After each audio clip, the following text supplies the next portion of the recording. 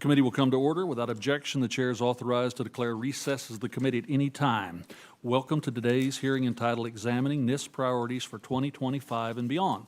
And I recognize myself for 5 minutes for an opening statement. Good morning. Today's hearing will focus on the priorities of the National Institutes of Standard and Technology for the fiscal year 2025. I'd like to welcome the Honorable Dr. Locascio back to the committee and thank her for taking time to speak with us today. I look forward to hearing your testimony, Doc. It's been almost 2 years since the Chip and Science Program Act was signed into law. This legislation authorized critical research and investments to ensure economic stability and prosperity for the United States. Whether that intent becomes a reality is dependent on an efficient implementation. The CHIPS and Science Act provided $50 billion in federal funding for the Department of Commerce to strengthen the U.S. position in semiconductor research, development, and manufacturing. NIST is home to the CHIPS Program Office and is responsible for overseeing how this funding is allocated and awarded. Congress appropriated these funds to bolster national security and ensure that semiconductors can be produced here in the United States in a cost-effective way. If we can get this right, the global semiconductor supply will be insulated from unstable markets and prevent many of the disruptions that occurred during the COVID epidemic. It would also ensure that the U.S. reaps the economic benefits of economic leadership in the field. We in Congress have a responsibility to ensure this effort is a success and that our tax dollars are used efficiently and effectively. If we burden local governments and industry partners with regulatory requirements and long review timelines, we risk wasting billions in taxpayer funding and weakening our competitive advantages over our adversaries.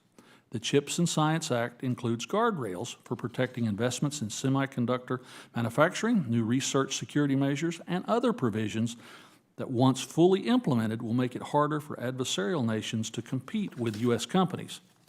I hope today's hearing will provide valuable insights into the implementation of CHIPS and Science Act, as well as an update of NIST's continuing role in strengthening U.S. scientific innovation and competitiveness.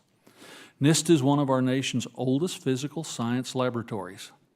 In 1901, Congress established the agency to support U.S. industrial competitiveness by improving measurement infrastructure, which at the time was lagging behind the capacities of other nations.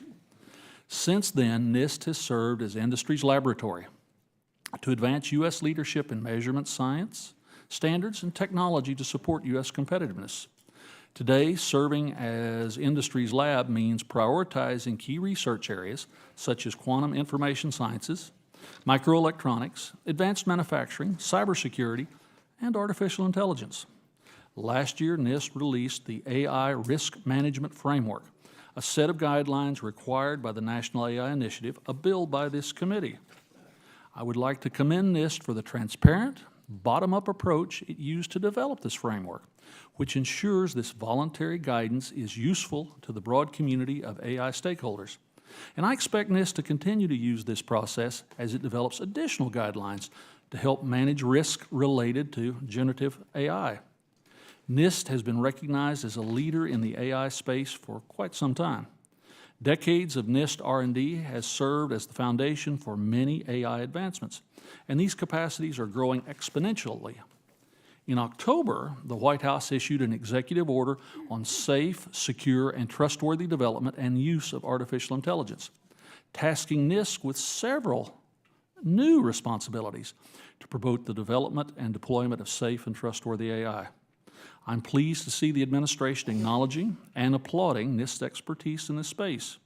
However, while it's a mighty entity, NIST is a small agency, and its resources are spread exceptionally thin. I'm concerned that some of these additional responsibilities may wind up taking focus away from core NIST responsibilities. In addition, given the short timelines provided by the administration in the executive order, NIST is under a lot of pressure to deliver and can't afford to fumble. But this work should not be rushed at the expense of doing it right.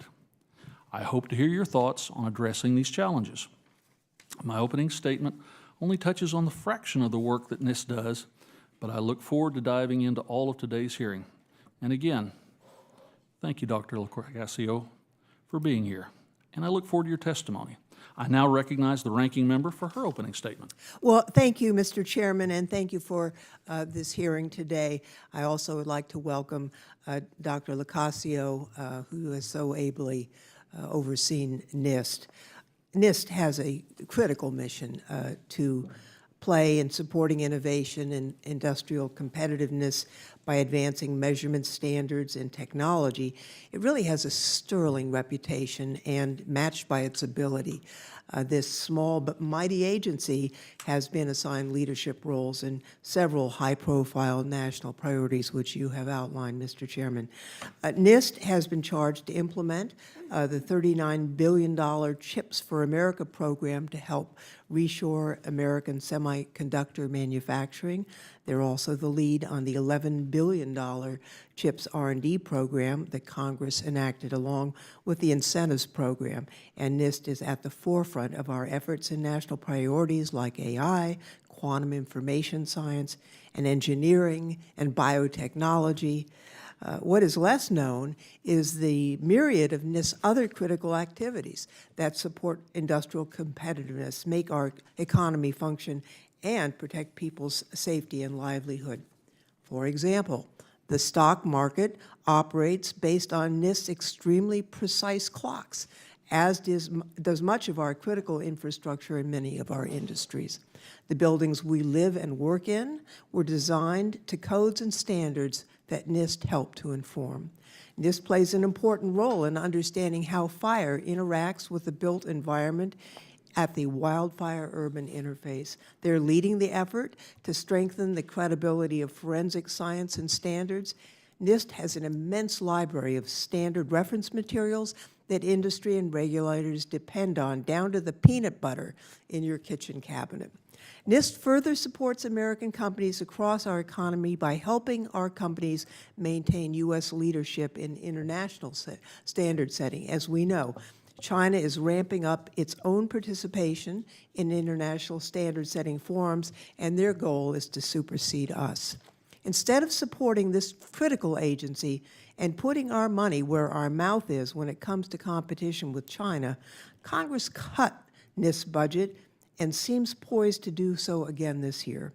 NIST received a devastating 10% cut in the fiscal year 2024 budget, affecting programs throughout the agency. They've already terminated students and postdoctoral researchers and started to scale back critical programs. In addition, for the last 20 years, NIST infrastructure challenges have been increasing, and despite the work of this committee, Congress has not funded any real solutions to that problem. Now the infrastructure issues are coming to a head, decreasing the effectiveness of the agency, damaging staff morale, and in some cases putting those staff in real danger. For the first time this year, the cost it would take to address the maintenance backlog at NIST will eclipse how much money the agency spends on its research portfolio. NIST's role can be abstract, so I'm going to close by giving a real example of what we're losing. NIST runs the National Vulnerability Database, which is used by governments and companies all over the world to remove cybersecurity bugs and protect everyone's computers. The NVD is a critical public good. However, the budget cuts over the last few years has caused NIST to scale back how it processes vulnerabilities that go into the NVD. There's now a backlog of over 6,000 vulnerabilities, and we don't know how harmful they are. While I'm confident that NIST's plan to address this issue in the coming months will be thoughtful, we in Congress can't lose sight of how our dysfunction affects programs that the public relies on for their safety, security, and overall well-being. I want to thank Director Locascio for coming before us today, as well as the staff that work so hard in the public interest.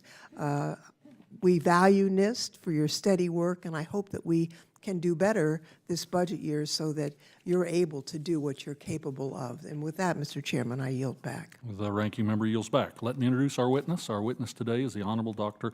Lori Locascio, who is the Undersecretary of Commerce for Standards and Technology and Director of the National Institutes of Standard and Technology. In this role, she provides high-level oversight and direction of NIST. The doctor most recently served as Vice President of Research at the University of Maryland, College Park, and the University of Maryland, Baltimore, and before her time at the university, worked at NIST for 31 years, starting as a research engineer and eventually leading NIST Material Management Laboratory. I now recognize Dr. Locascio for 5 minutes to present her testimony. Thank you for being here, Doc. Thank you so much. Chair Lucas, Ranking Member Lofgren, and esteemed members of the committee, I'm Laurie Locascio, Undersecretary of Commerce for Standards and Technology and the Director of NIST, the National Institute of Standards and Technology. And I really appreciate the opportunity to be here today to talk to you about the President's fiscal year 2025 budget for NIST. Our country's prosperity actually depends on NIST. For example, when $38 billion changed hands online during last year's holiday shopping period, known as Cyber Week, it was NIST cryptography standards that help ensure the safety of millions of credit card transactions with retailers. When stock trades increase, it is NIST time service based on the world's most accurate atomic clocks that ensures accurate timestamps on electronic trades that occur often just milliseconds, microseconds apart, thereby preventing stock market manipulation and fraud. The buildings where our children go to school are made safer from natural hazards like tornadoes or hurricanes because we have learned from NIST investigation of building failures and then worked to update building codes and standards with our partners.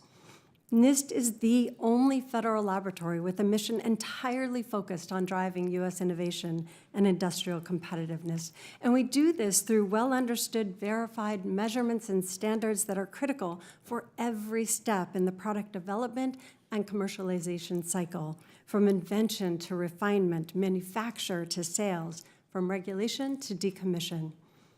Through our rigorous science, our guidelines, our standards, we inspire trust in new technologies, the product of quintessential American innovation, so that the U.S. economy can continue to grow and thrive. And today, I'm pleased to discuss our FY25 budget request, which would empower NIST to continue to push forward the U.S. science and technology innovation engine. The President's budget requests a total of $1.5 billion for NIST in FY25. First, the budget request includes $50 million to realize the goals of the AI Executive Order and the U.S. AI Safety Institute.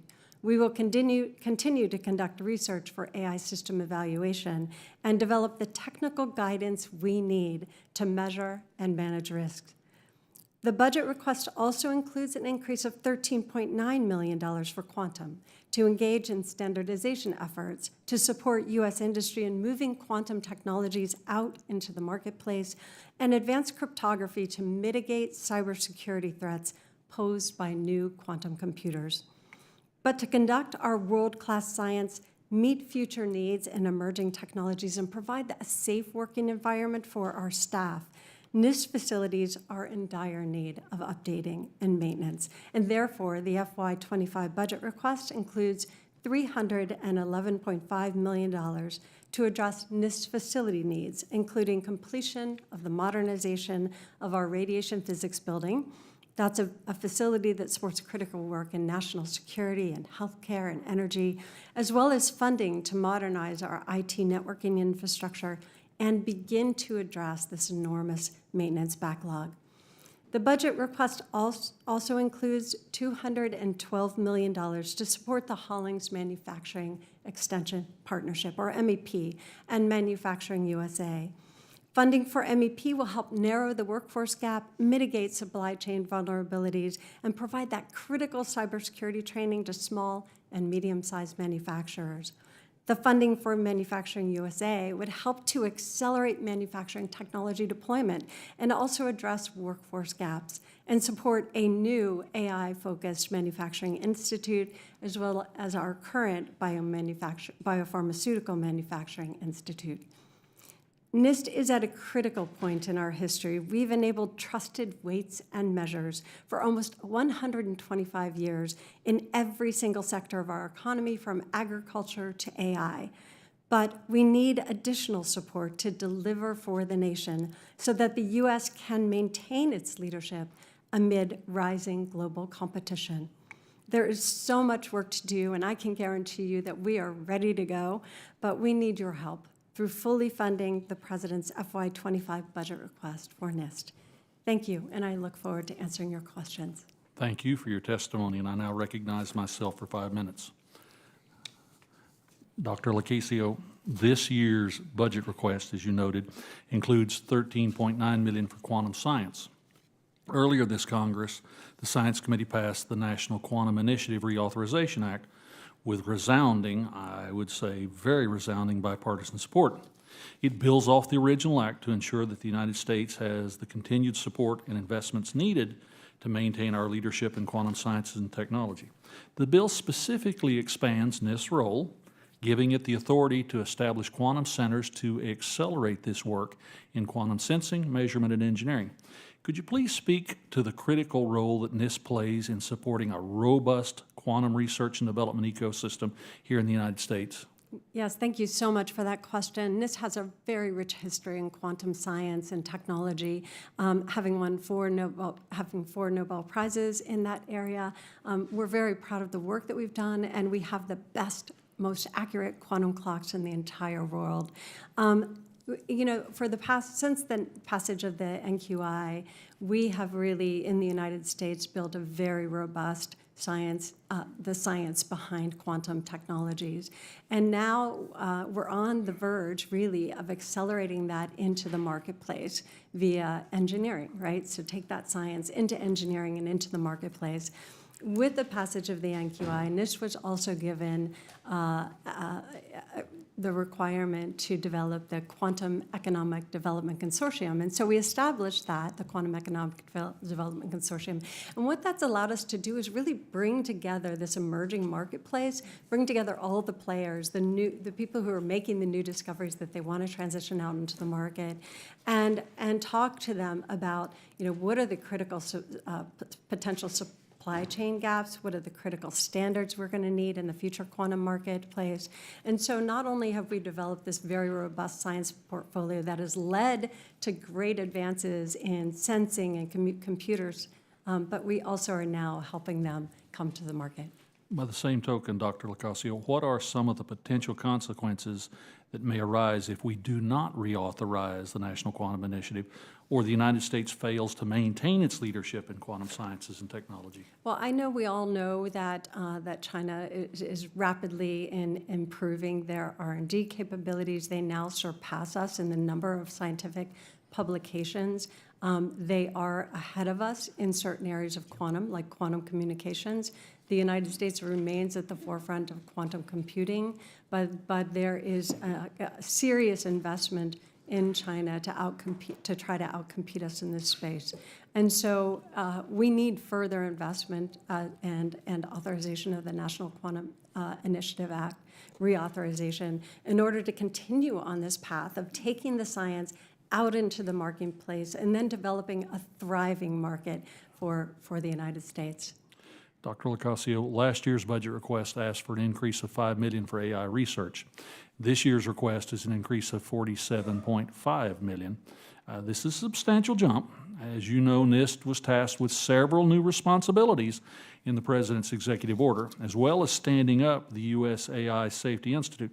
Given NIST's current resources, how is NIST meeting the directives in the executive order and the corresponding 270-day timeline without losing sight of its core mission? That seems like an ambitious requirement.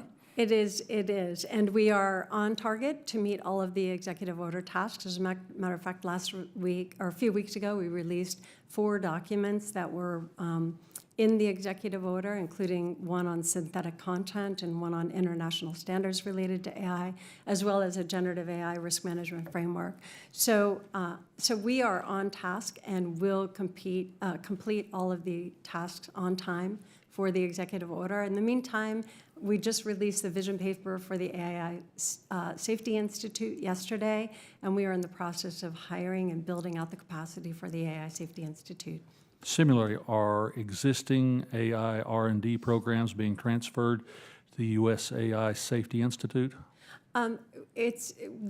I would say we're building new capacities in areas that we do not have currently for testing large language models and evaluation of large language models.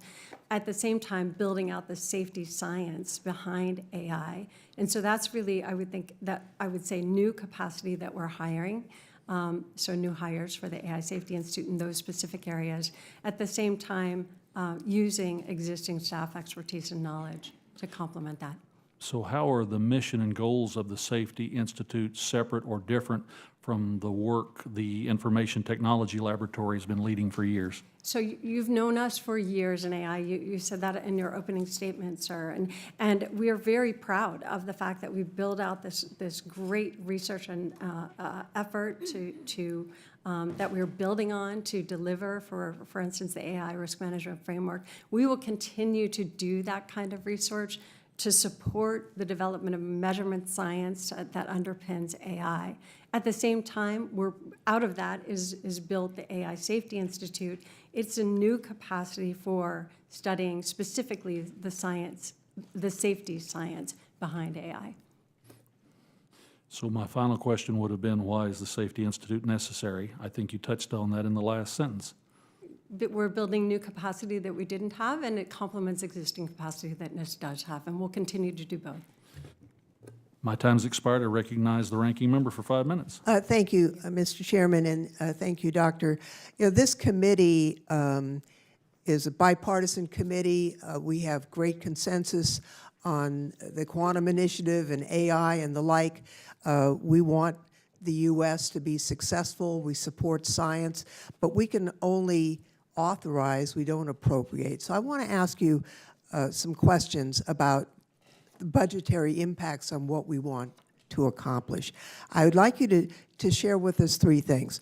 What did you have to do to live within the 2024 budget cut? What will happen to NIST in terms of delivering its mission if we have a CR at the end of this fiscal year? And the Appropriations Committee has now targeted NIST for a 6% cut. What will happen to NIST in terms of its ability to deliver its mission in that case? So those are really three questions. So with regard to the budget cuts, we had to execute on them late in the year, and therefore we really had to figure out where we could pull that money from this late in the year. And so we had to stop hiring and filling gaps. For instance, we were doing hiring in our core standards programs, and we had to stop that. We had to shed students and postdocs. We had been building that next generation in many different areas, like electric vehicle standards. We were unable to continue to support efforts in those areas and in many other areas, including building out new capacity for clinical and biological standards. So it really put a big halt on the momentum moving forward in several critical areas, including the ones that I mentioned. But that was really what we could do in the emergency situation that we were given with only 6 months left in the year. Moving forward, what we're looking at is some pretty drastic cuts. With the CR, what would happen? And we have to plan for the existing budget, of course, with the CR, and so we are planning for that now.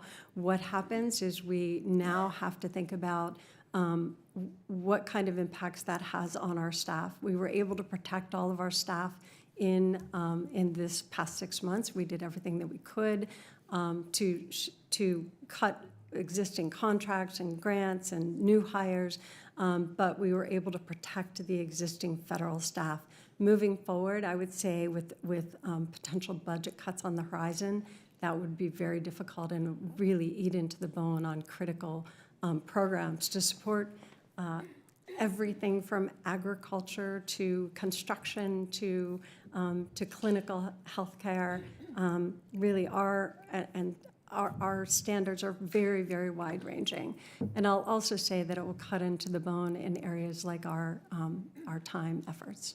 So the 6% cut, would that result probably in reduction in force of your staff? We will have to look at that for sure, yes. We will have to consider that. And I'll say that several times it was said that we're lean and mighty, and we're proud of that. We are lean and mighty, and we work very hard to be the best bang for your buck, right? That we are not bloated in any sense of the word, and everybody is doing everything they can to make these programs happen. but it really does cut into the bone when we have to get into those kind of deep cuts.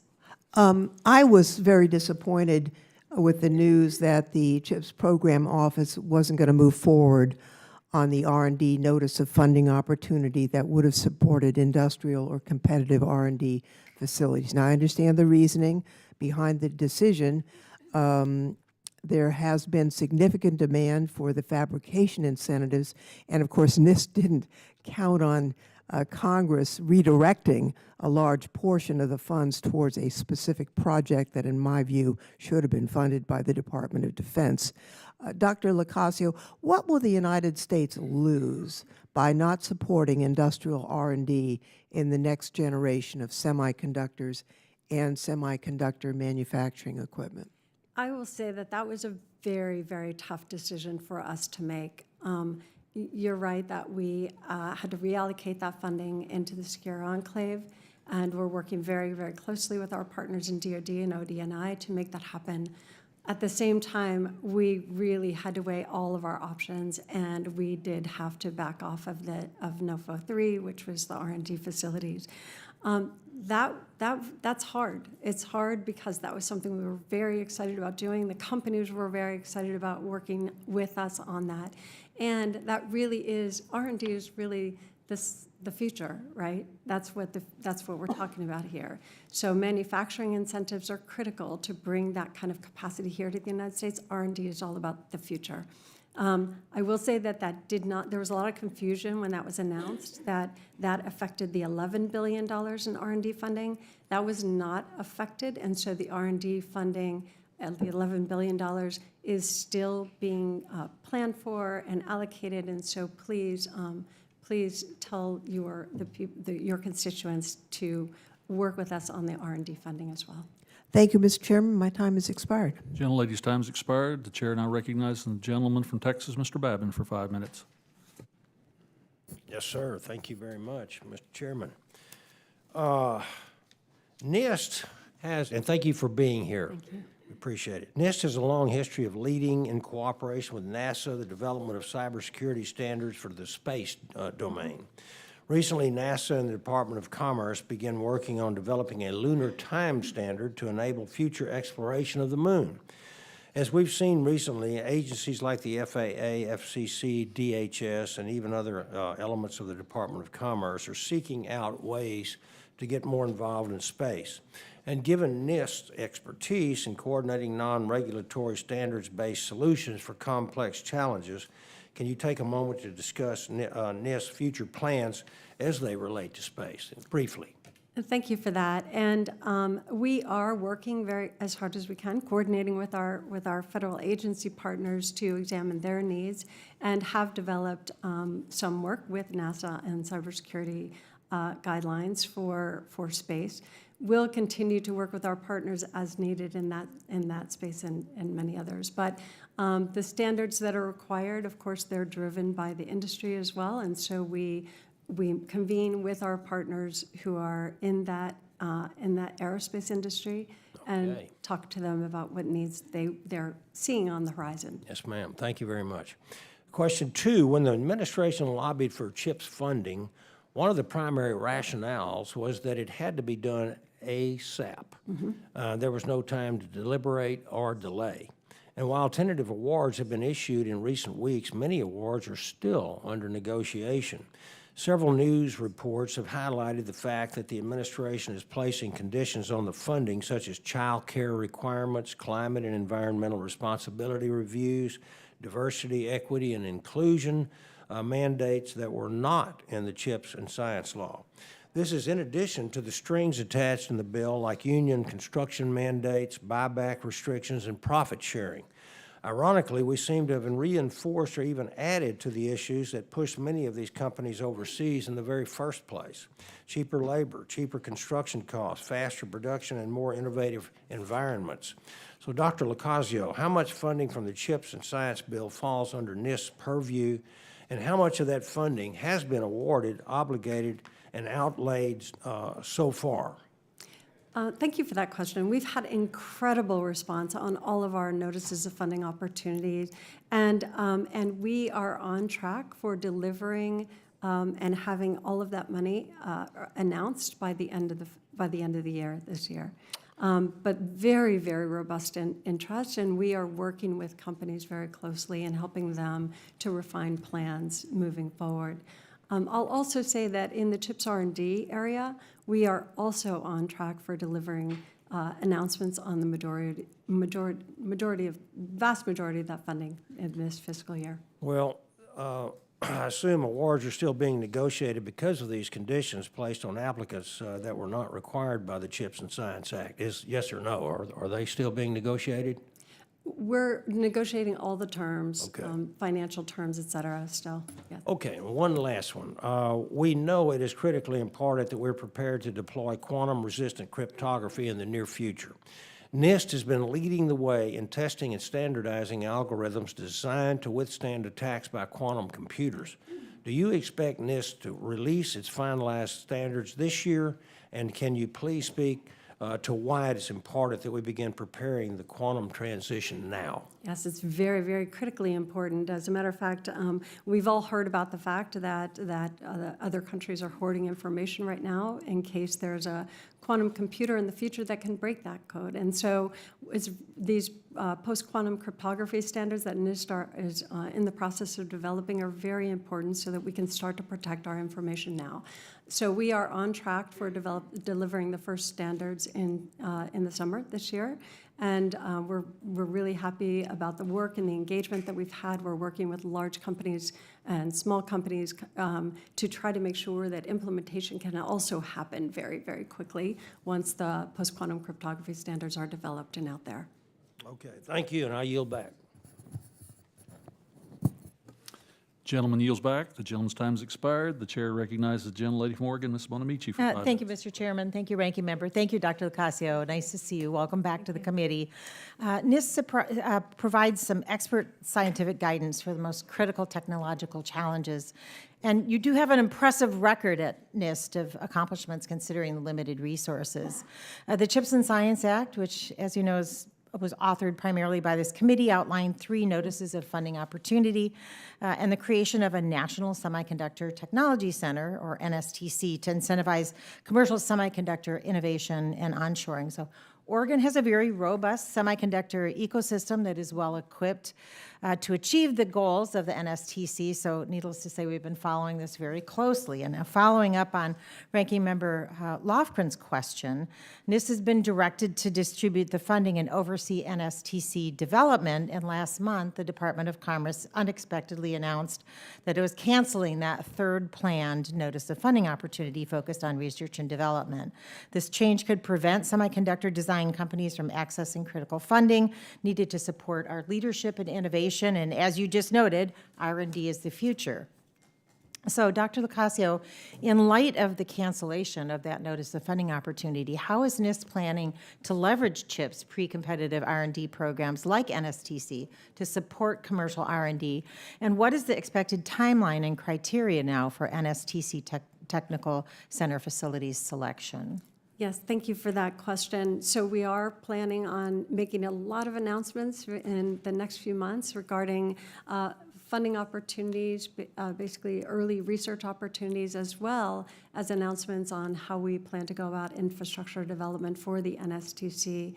And so watch for that. That's coming. We're excited. We think we believe we're on a good track, and people would be very excited in the community. And I'll also say that we have 3 other programs within research and development.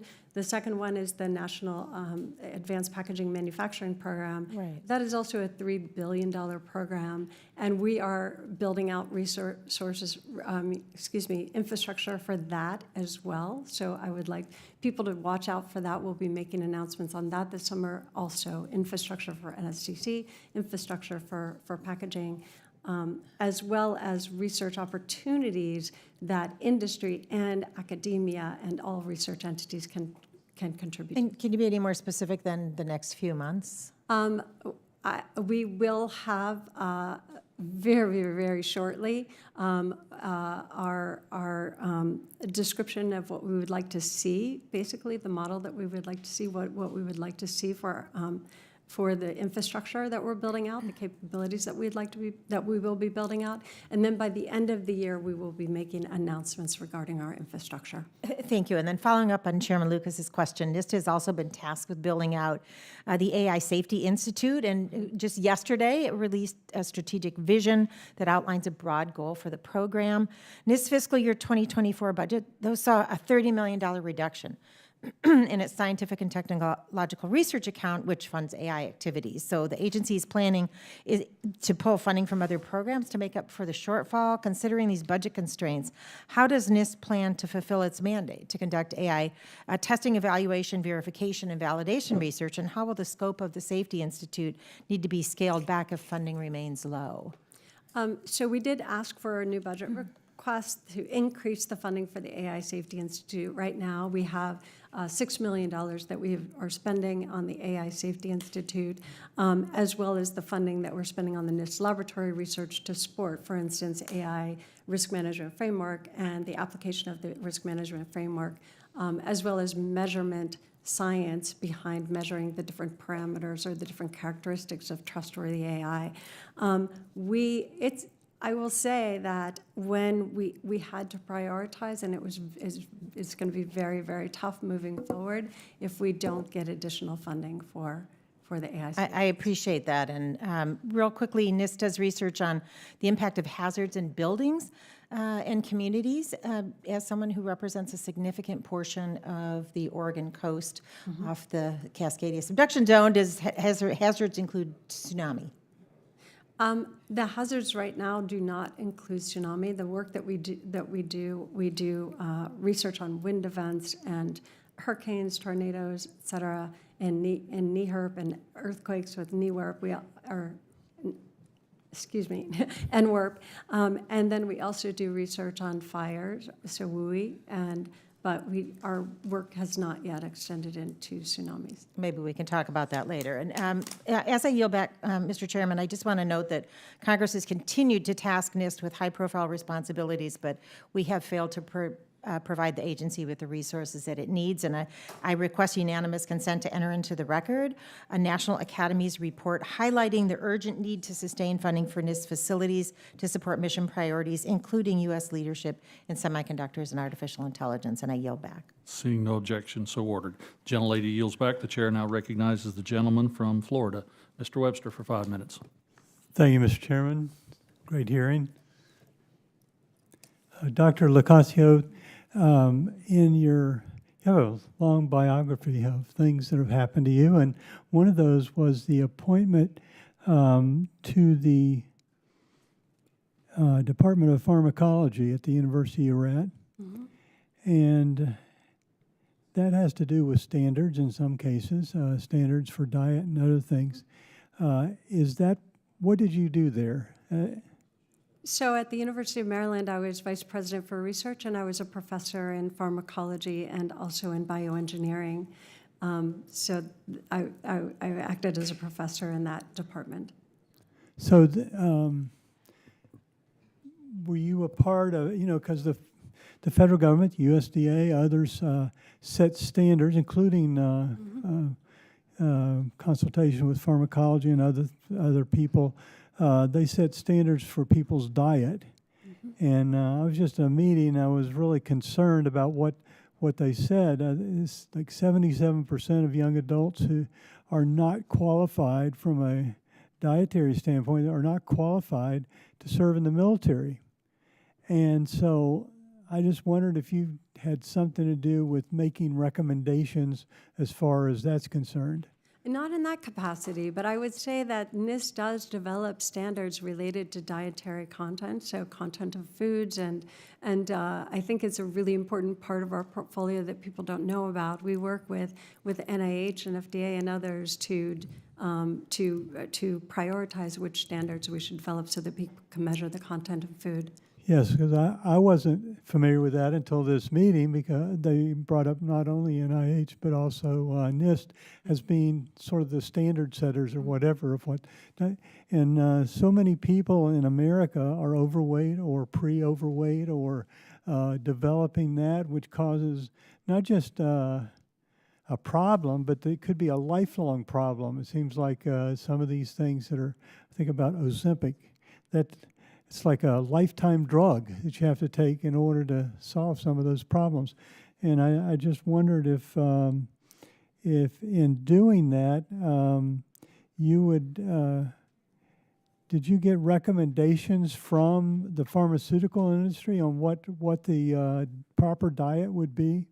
So we work with as I said, the other agencies who are mostly responsible for that, and we also work with stakeholders as well in the development of our standards. And so we do look at, for instance, fat content in different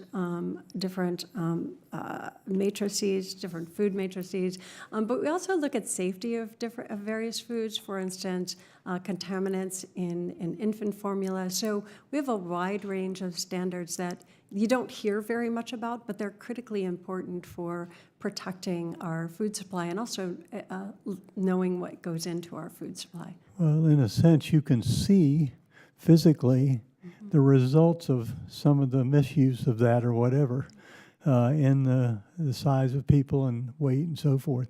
But maybe we don't know about that. I appreciate that. I had one other question, but I don't think it's a long one. So I'll yield back my time. Thank you a lot. Gentleman yields back. The chair now recognizes the gentlelady from North Carolina, Ms. Ross, for 5 minutes. Thank you, Chairman Lucas, Ranking Member Lofgren, for holding this hearing, and thank you to Dr. Lucasio for being here today. It's always a pleasure to see you, and I thank you for coming to North Carolina as well. Across the U.S., cyber attacks are increasingly posing a great threat to public utilities, infrastructure, businesses, and more. And we touched on it with space and some other areas. But just this week, the EPA issued an alert warning community water systems of the rise of attacks on our nation's water infrastructure. Yet your agency was tasked with developing cyber standards and best practices just had its budget cut. And now more than ever, it's essential for us to fund NIST and prioritize your work on cybersecurity, AI, quantum computing, manufacturing, and much more. So I want to go into this EPA warning. So as I mentioned earlier, EPA issued an enforcement alert on Monday outlining the urgent cybersecurity threats to community drinking water systems. Cyber attacks on drinking water systems have a potential to disrupt both communities and critical infrastructure.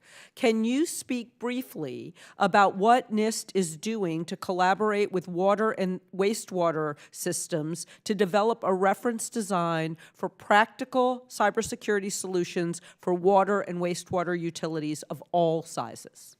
Thank you for that question. So yes, we developed the cybersecurity framework about 10 years ago now, I believe, specifically for critical infrastructure, including water. And since then, we have recently updated that this year, Cybersecurity Framework 2.0. One of the things that we really emphasized in this is that it is for all sectors, and we're trying to make it much more easily usable for really everybody in every sector. But some of the issues include some of the things that we revised in the new Cybersecurity Framework 2.0 is the idea of governance, that the person at the top of the organization needs to have a handle on cybersecurity and understand the cybersecurity risks associated with what they're doing and manage to that risk. And so we have multiple things that we're working on. One is trying to make sure that resource is disseminated and that people understand how to use it. And number two, we work with sectors specifically in our National Cybersecurity Center of Excellence to dig into areas like infrastructure to find out work with the community, bring them in, and really triage a specific sector, working with them side by side, using the cybersecurity framework as the basic guidance. Well, we appreciate that and think you should get the money to do more of it. Thank you.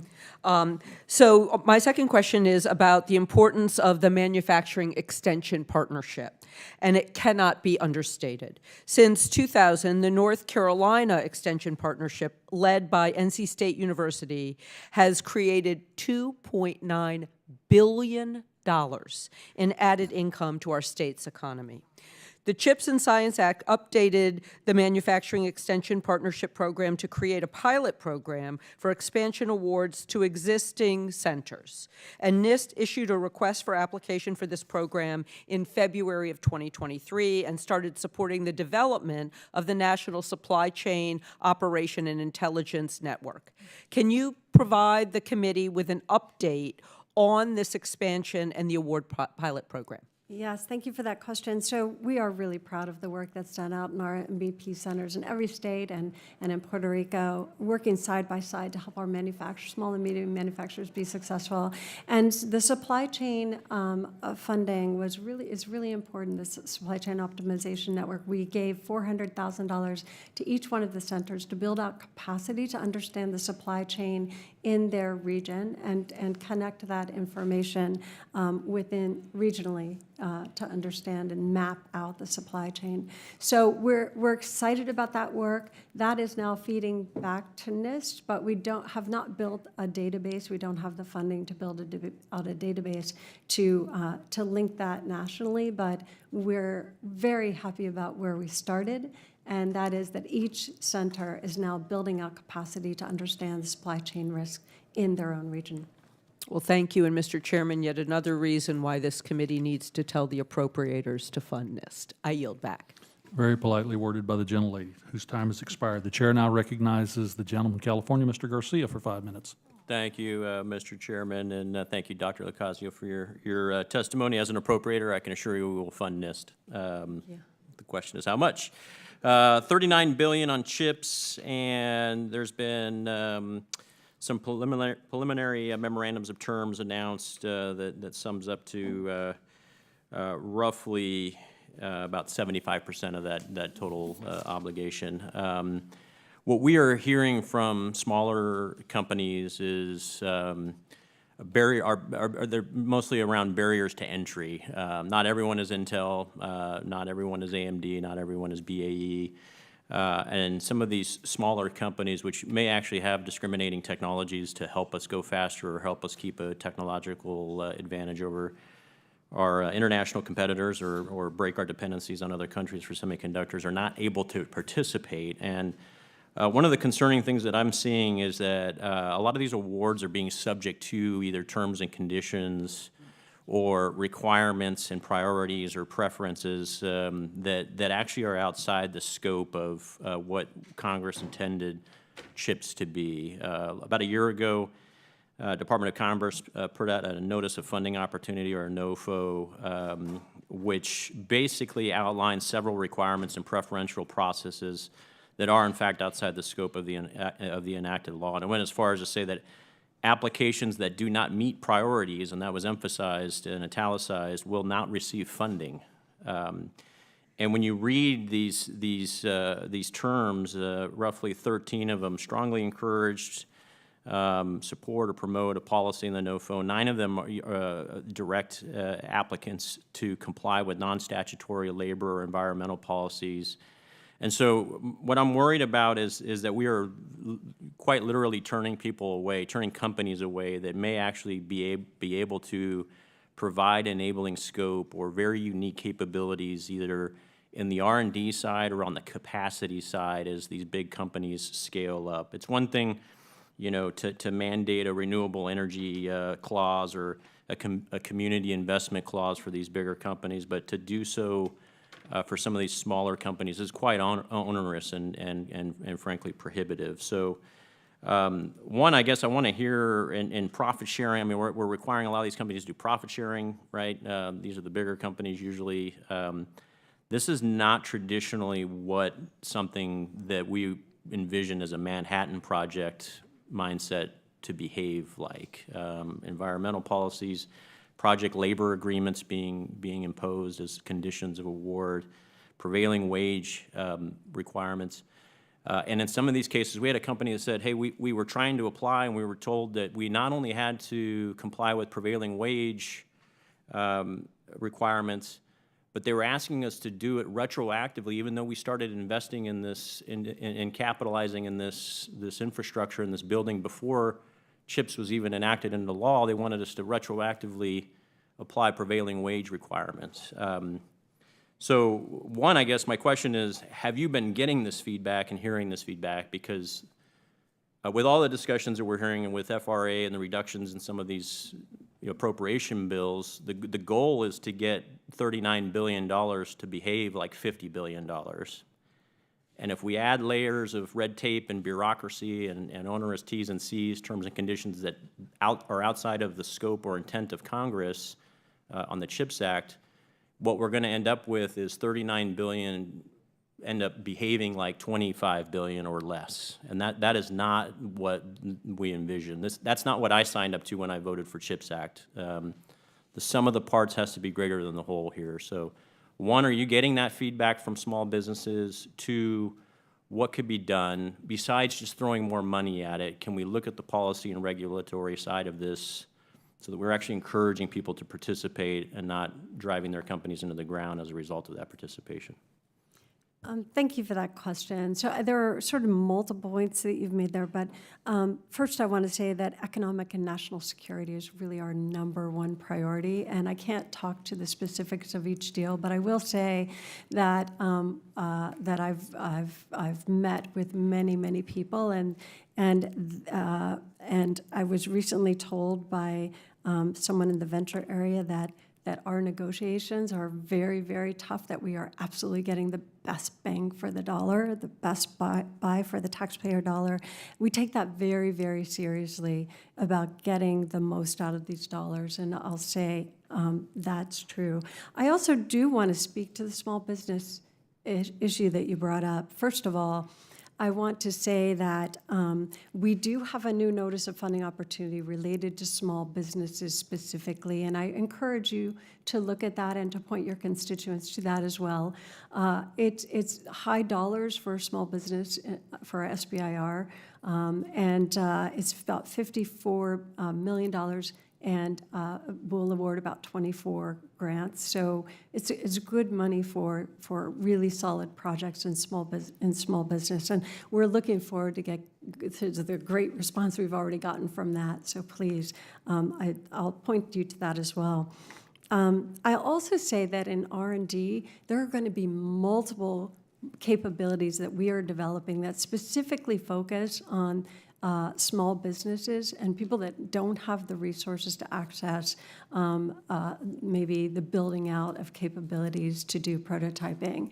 And so that, I think, is going to be a very critical research to support small businesses.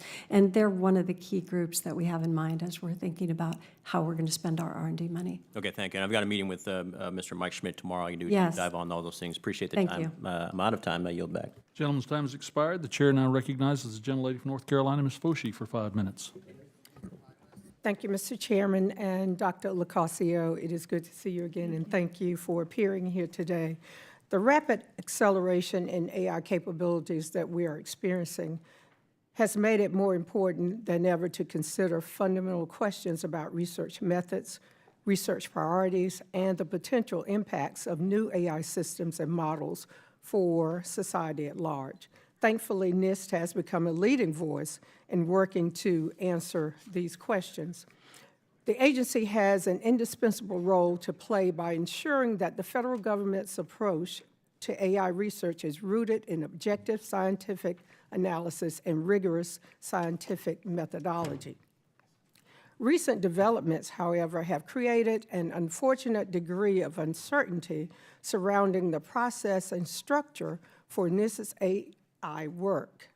I am concerned about ambiguities in the scope and direction of the AI Safety Institute, as well as the institutional relationship between the Safety Institute and NIST. The agency's AI work is too important to allow these questions to linger. So my first question is, what steps are you taking to ensure that NIST staffers assigned to work on AI topics are not diverted from the core functions to support the Safety Institute? Thank you for that question. And yes, as I explained a little bit earlier, but I hope I can make this clear, that we have 2 lines of effort, actually more than that, because we have many, many AI projects that we fund related to research and development in our laboratory programs. But the AI RMF is NIST's piece of work that gained so much attention nationally and internationally, and is really the basis of building trust in AI systems. And out of that, we will continue in that work to build out the capacity to do the research that allows you to measure individual characteristics and individual parameters like explainability and security and bias. And those will continue to build out the measurement science for that in the laboratories.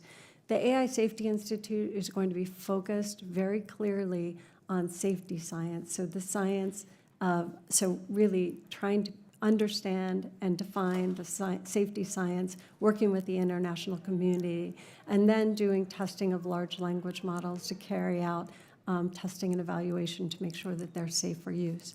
So that's the first work that the AI Safety Institute is going to be doing. The NIST work will continue. We will continue to look at every single one of those parameters that lead to trust in AI. And the 2 will complement each other, I think, very, very robustly. Thank you for that clarification. At a Science Committee hearing on AI risk management last October, I expressed concern that the AI safety discussion has a tendency to fixate on speculative future dangers rather than the concrete, tangible harms confronting us right now. I believe that just as strongly today.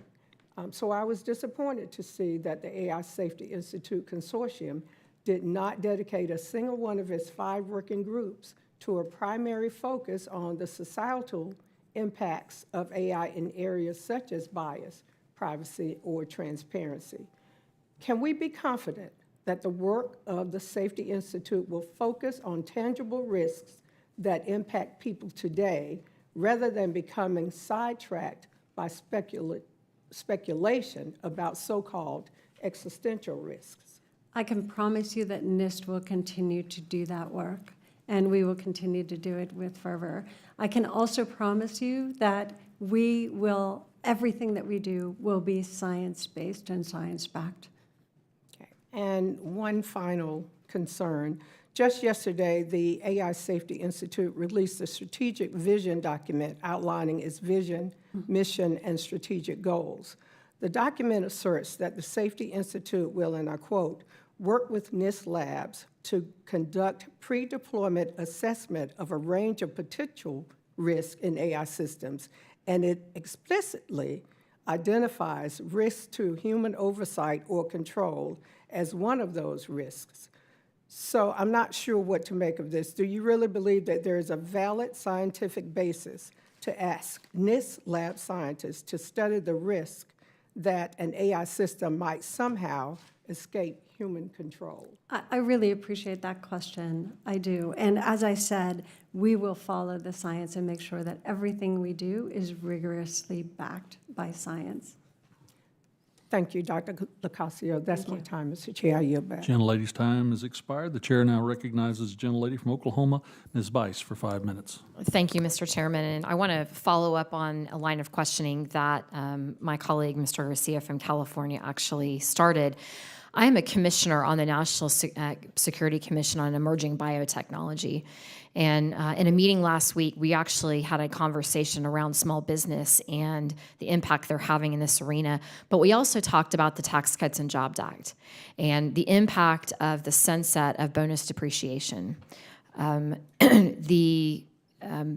businesses that are investing in biotech innovation that were using this depreciation to help offset CapEx now don't have that opportunity. And there is concerns with the sunset of that program that these small businesses may not be able to survive. Many of them have large investments, especially with biotech. And so my question to you is, is this something that your organization is sort of looking at? You talked about small business grants and the SBIR program and what you're doing from that front, and I think that's incredibly important work. But these types of tax policies continue to help those businesses make sure they can achieve. Can you talk a little bit about your support or not of those types of programs? I'm sorry, I will have to get back to you on that question, but we are not generally involved in those kinds of conversations. Well, I think the question is with especially innovation companies, small businesses, that bonus depreciation allowing them to offset the tax liability 100% allows them to reinvest. And certainly with the expensive equipment that they tend to be purchasing from a biotech standpoint, those tax policies are incredibly important. And your organization wants to ensure that these innovations are continuing to thrive, right? Yes. So I think that that's an important point. If you are investing in these through these SBIR programs, but they're hitting that valley of death because they've had to spend $50 million on equipment, it's sort of all for naught. And so we need to be mindful that when we're giving these grants out, that we're doing it in a way that also subsidizes, the other tax policies that are being put forward. Well, thank you so much for that question, and we will get back to you. I see your staff behind you shaking their heads, so I appreciate that. I also want to follow up on your organization is certainly a lead in America for setting norms and standards for biotech research and development. With increasing responsibilities in critical and emerging tech, specifically biotech, how is NIST prioritizing international partnerships to engage and ensure that the U.S. government is among the leading voices in the global dialogue on standards and norms in biotech? Thank you for that question. We are actually very, very engaged nationally and internationally on biotechnology standards. As you know, the standard system in the United States is private sector led. We are working with ANSI, are the convener on the ISO Biotechnology Committee, and that is a really important committee for pushing out biotech standards that are relevant for all areas, including healthcare, of course, but also other areas of biotechnology development. What would be the risk to national security if we are not at the forefront and engaging in this conversation to try to set those norms and standards? Absolutely. We have tremendous risks if we're not at the table, and so we convene very, very closely with our partners. For instance, one of the things that we have in the NIST laboratories is the ability to do a lot of consortia convening, and so we have several consortia around problems that are specific for the industry and the biotechnology community, including what are the upcoming standards and needs that might emerge out of gene editing or out of flow cytometry or out of tissue engineering. So we sit with our other agency partners and with our stakeholders as well as ANSI and discuss those very, very important issues around standards that the United States would like to support on the international scene. As we continue on the Biotech Commission to look at what the U.S. can do to be on the forefront of this, I look forward to working with your organization and making sure that that voice is heard loud and clear, because there are others across the world that also want their voices heard and may not be in the best interest of this country. So I appreciate your time today. Thank you for being with us. And with that, Mr. Chairman, I yield. Gentlelady's time has expired. The chair will now recognize the gentleman from Illinois, Mr. Kasten, for 5 minutes. Thank you, Mr. Chair. Dr. Locascio, nice to see you here again. See you. I wonder if you could just speak briefly to what NIST is doing in detecting, monitoring, quantifying methane emissions and what you're doing with industry in that front.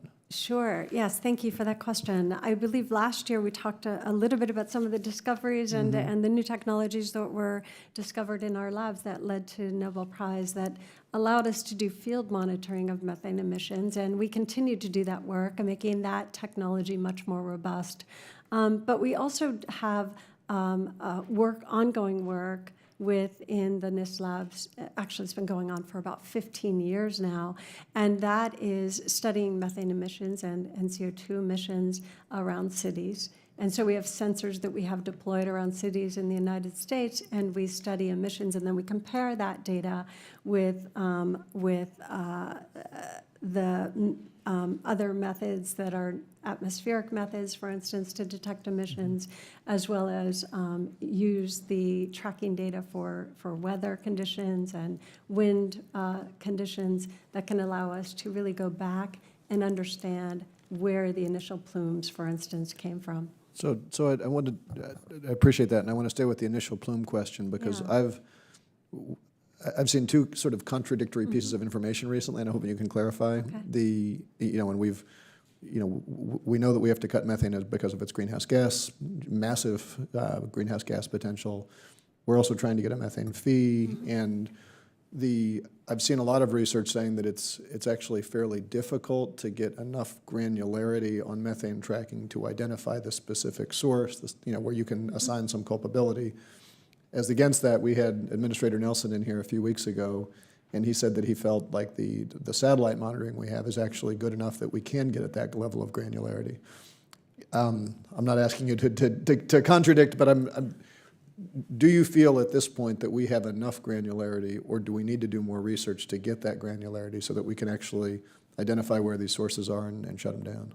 Well, I definitely don't want to contradict what he said, but I will say that that's one of the things that we're trying to elucidate in the research is to do both top-down and bottom-up, right? So satellite tracking, as well as understanding what's going on the ground, to try to understand the resolution that we can get on the ground with on-the-ground sensors. Okay, so your work is all ground-based? No, our work is also, we collaborate in the development of sensors that are deployed in as well. Okay. So we collaborate with NASA and NOAA. So then, who would be tracking the international releases? Because, these conversations we're having about should we be exporting LNG, from a climate perspective, depends a lot on what we know about leakage rates in other countries. Is that NIST that would be running that? Is that NASA? Who would be the agency that's able to answer that question of what is the leak rates of methane around the world? I am going to have to get back to you on that one. Okay. I want to make sure I have a definitive answer for you. Okay. Well, would appreciate doing that, because we know we have to shut this down, and depending on the answer to that question, LNG exports are either a massive climate disaster or a good way to displace dirty coal. We have heard both arguments, and I'd like to have scientists answer that question rather than politicians, if we can. Thank you. What about, just in the little time we've got left, your ability to track sort of the larger global balances? Like, do we have a good global methane balance that takes into account not only human-based activity, but permafrost melts and do we have a good handle on the overall accounting at this point? So I have a team who's working on that, and we'd love to give you a briefing on where we are right now. Okay. Would love to do that. Thank you, and I yield back. Thank you. Gentleman yields back. The chair recognizes the gentleman from Florida, Mr. Franklin, for 5 minutes. Thank you, Mr. Chairman, and thank you, Dr. Casio, for spending time here with us this morning. I'm on the bipartisan AI task force that crosses a lot of different committees, and we try to meet weekly. We get various stakeholder groups in, and what has been a common theme, no matter which stakeholder group we speak to, NIST comes up as a common convener or a point of common interest, or where a lot of the lines intersect. So you are a small but mighty agency, and there's a lot of pressure on you. And I'm sure you're aware of that, but just know that everyone out there is looking for great things from you as we try to get our arms around AI, and particularly how we curb it and set the right kind of standards and put guardrails in place. But in its role as the federal AI standards coordinator, what mechanisms is NIST using to raise awareness of AI standards activities and also to foster coordination amongst the various federal agencies? So thank you for that question. We just released a new report as a result of the executive order. We released, as I mentioned, 4 reports, and one is on global AI standards. That really summarizes what we would like to do moving forward, what the state of the science is, where we may be ready to come out with standards, sort of categorizing these as urgent and the science is there versus urgent and the science isn't there yet, where we need further research in order to promote the standards development. But we are very much on track, working globally with our partners around the world, thinking about how do we get the AI risk management framework and risk management into the standardization process, and we're working on that. The good thing is that from the very beginning, when we start any program, we do a lot of outreach, as you know. And so we ask stakeholders in the United States, but also we ask stakeholders globally for their input into our programs. And the reason why we do that is so that when we release the Cybersecurity Framework 2.0 or the NIST AI RMF framework, we already have people who are ready to adopt it with our like-minded partners and allies, ready to adopt it into their global processes. And so we're really proud of the way that we do our work. That really ensures that we're prepared to come to the standards table with something that has a lot of adoption and a lot of interest. Well, on the topic of international influence, it's no secret the Chinese are trying to, wedge their way in there. They're investing a lot. Can you elaborate a little on the threat of the U.S. not maintaining its global leadership position there, and what specifically is China trying to do that would not be in our interest? So I think we all know about China's massive investments. The United States has been investing a lot more in AI through the private sector than China has. But I will also I'll say two things. When it comes to international standards, you absolutely have to bring the best technical solution to the table, or you fail, right? And so one of the really important things for the United States is to make sure we have that very, very robust R&D. Or when we go to the standards table, we won't have anything to contribute, right? That will not be in the best interest of the United States. One of the things that China is doing is investing in their R&D to try to make sure they can come up to a level to compete in the international standards arena. That's one thing that's happening. But the other thing is that we have to make sure that when we are at the standards table, that they're very clear. In China Standards 2035, there was a very clear, deliberate intention to be the gold standard for the world in many areas, including the critical and emerging technologies like AI.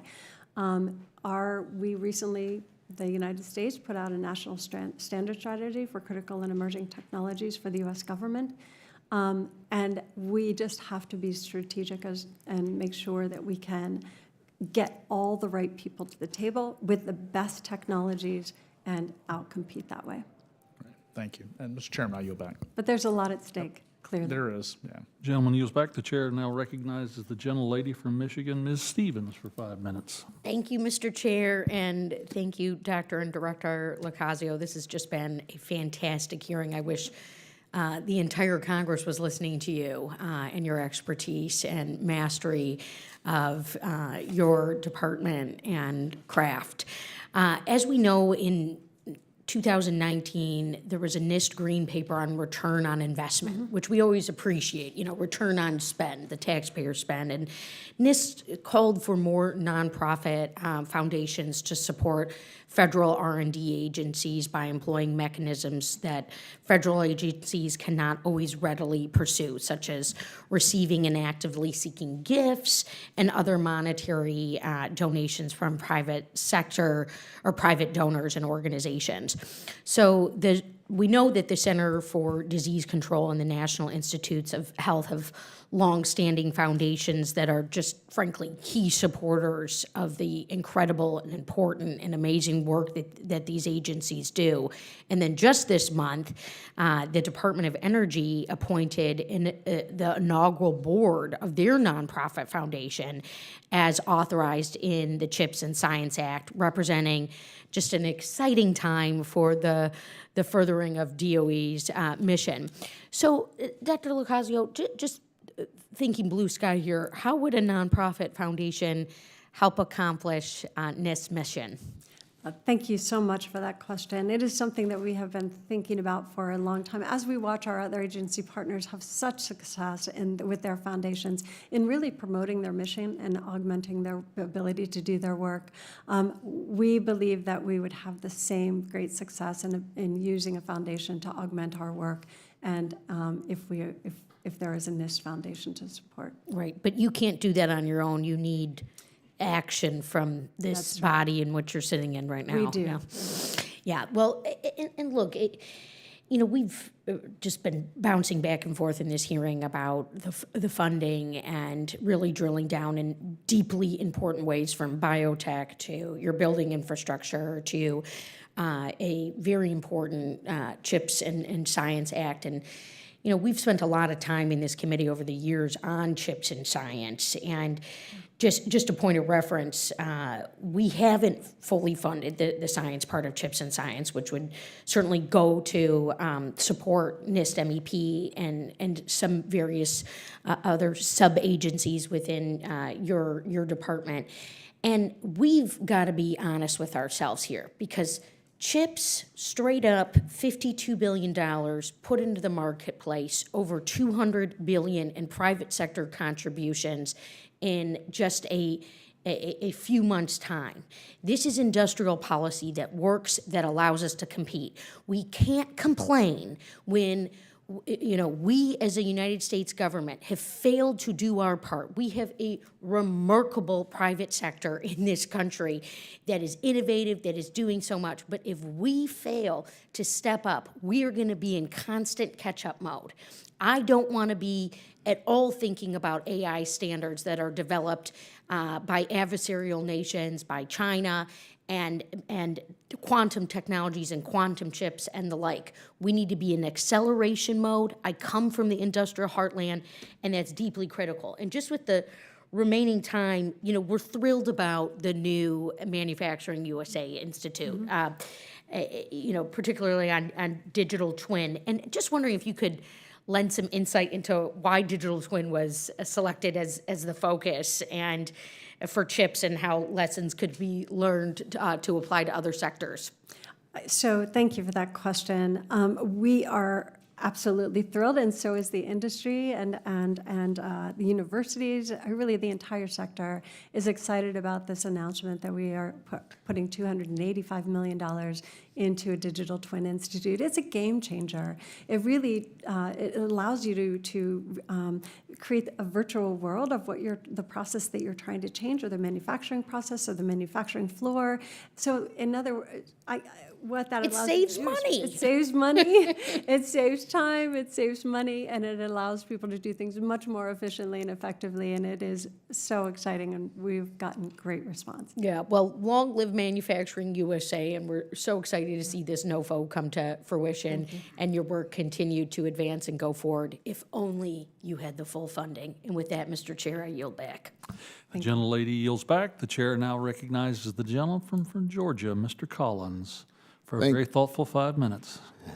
Thank you. Mr. Chairman, I would like to point out that had a very good visit the other day with Dr. Locascio. Thank you for coming by.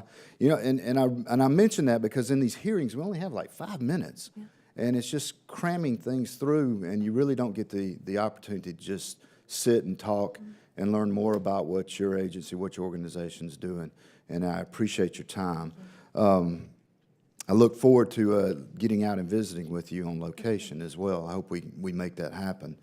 I wanted to follow up real quickly on what Ms. Bice was talking about. I know she was talking about accelerated depreciation, where you could write off 100% of some of this equipment that you're buying.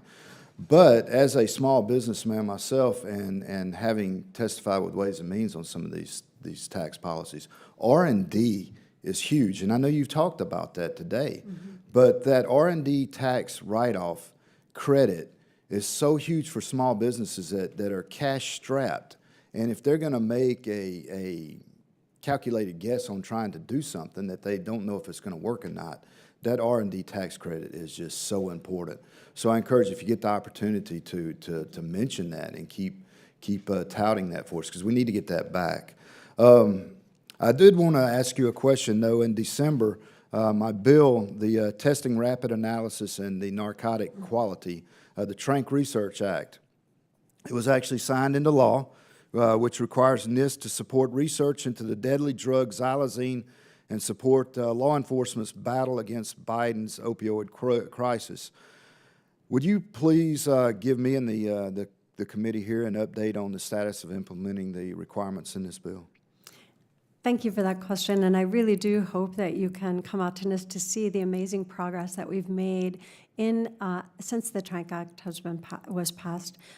We have done an enormous amount of research. We're working with states. The work that we're doing is really on the detection part, where we get early detection on emerging drugs that are appearing on the market, and then we can feed that back to both law enforcement and public health officials so that they can be prepared for a next wave of an emerging illicit drug on the market.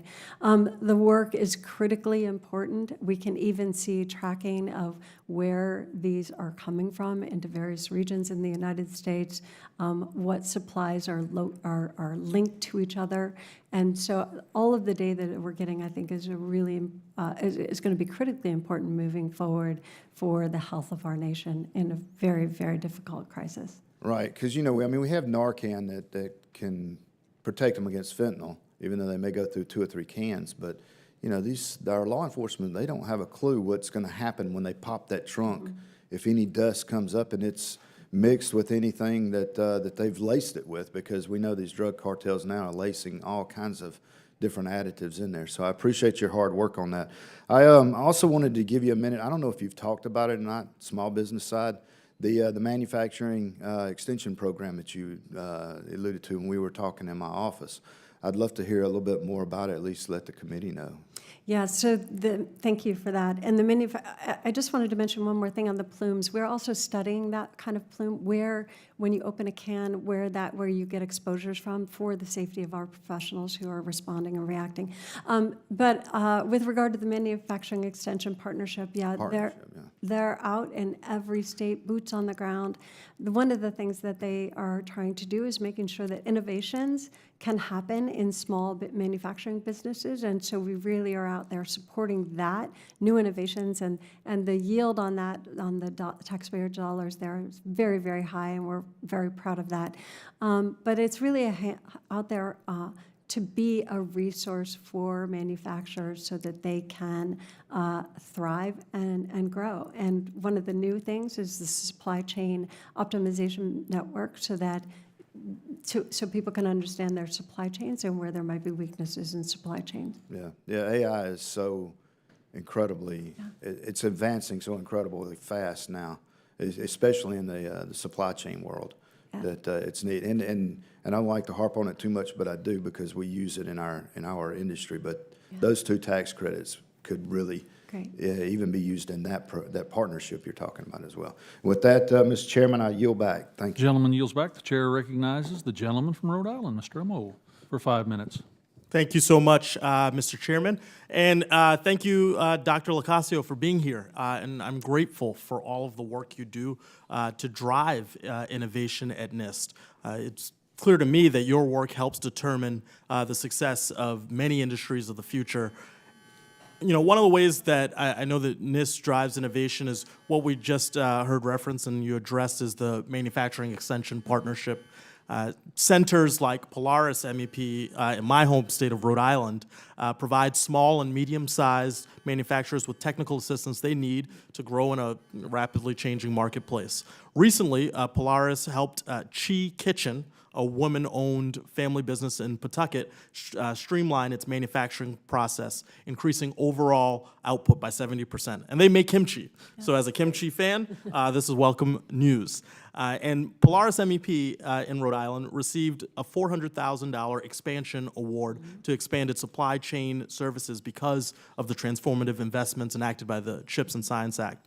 So far, and you know all of this, this federal funding has helped Polaris provide supply chain assessments for local businesses, and connect Rhode Island companies with local suppliers and other MEP centers looking for suppliers.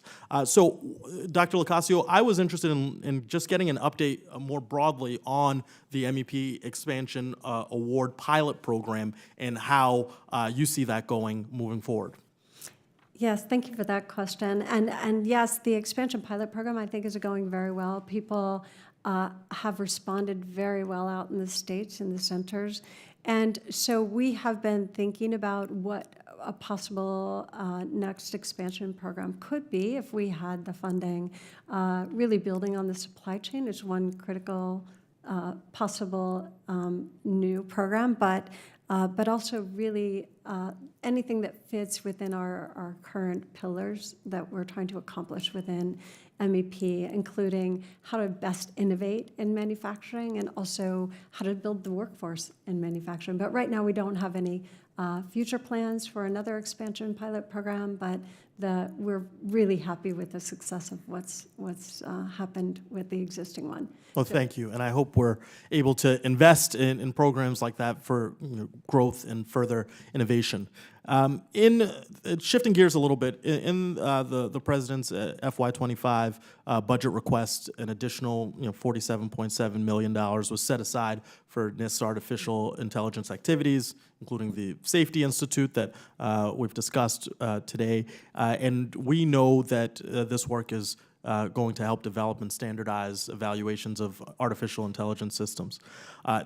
I think it's clear that federal funding for this activity is essential because AI systems can fail or intermittently produce unintended results. And unfortunately, the Appropriations Committee, the Republican-led Appropriations Committee budget caps for the Commerce Bill would require and result in a 2% cut from last year's bill. So, Dr. Locascio, just with the time that I have remaining, can you share how a funding cut would negatively affect the AI Safety Institute and the progress you've made to date in your goals to establish safety standards and guidelines for industry?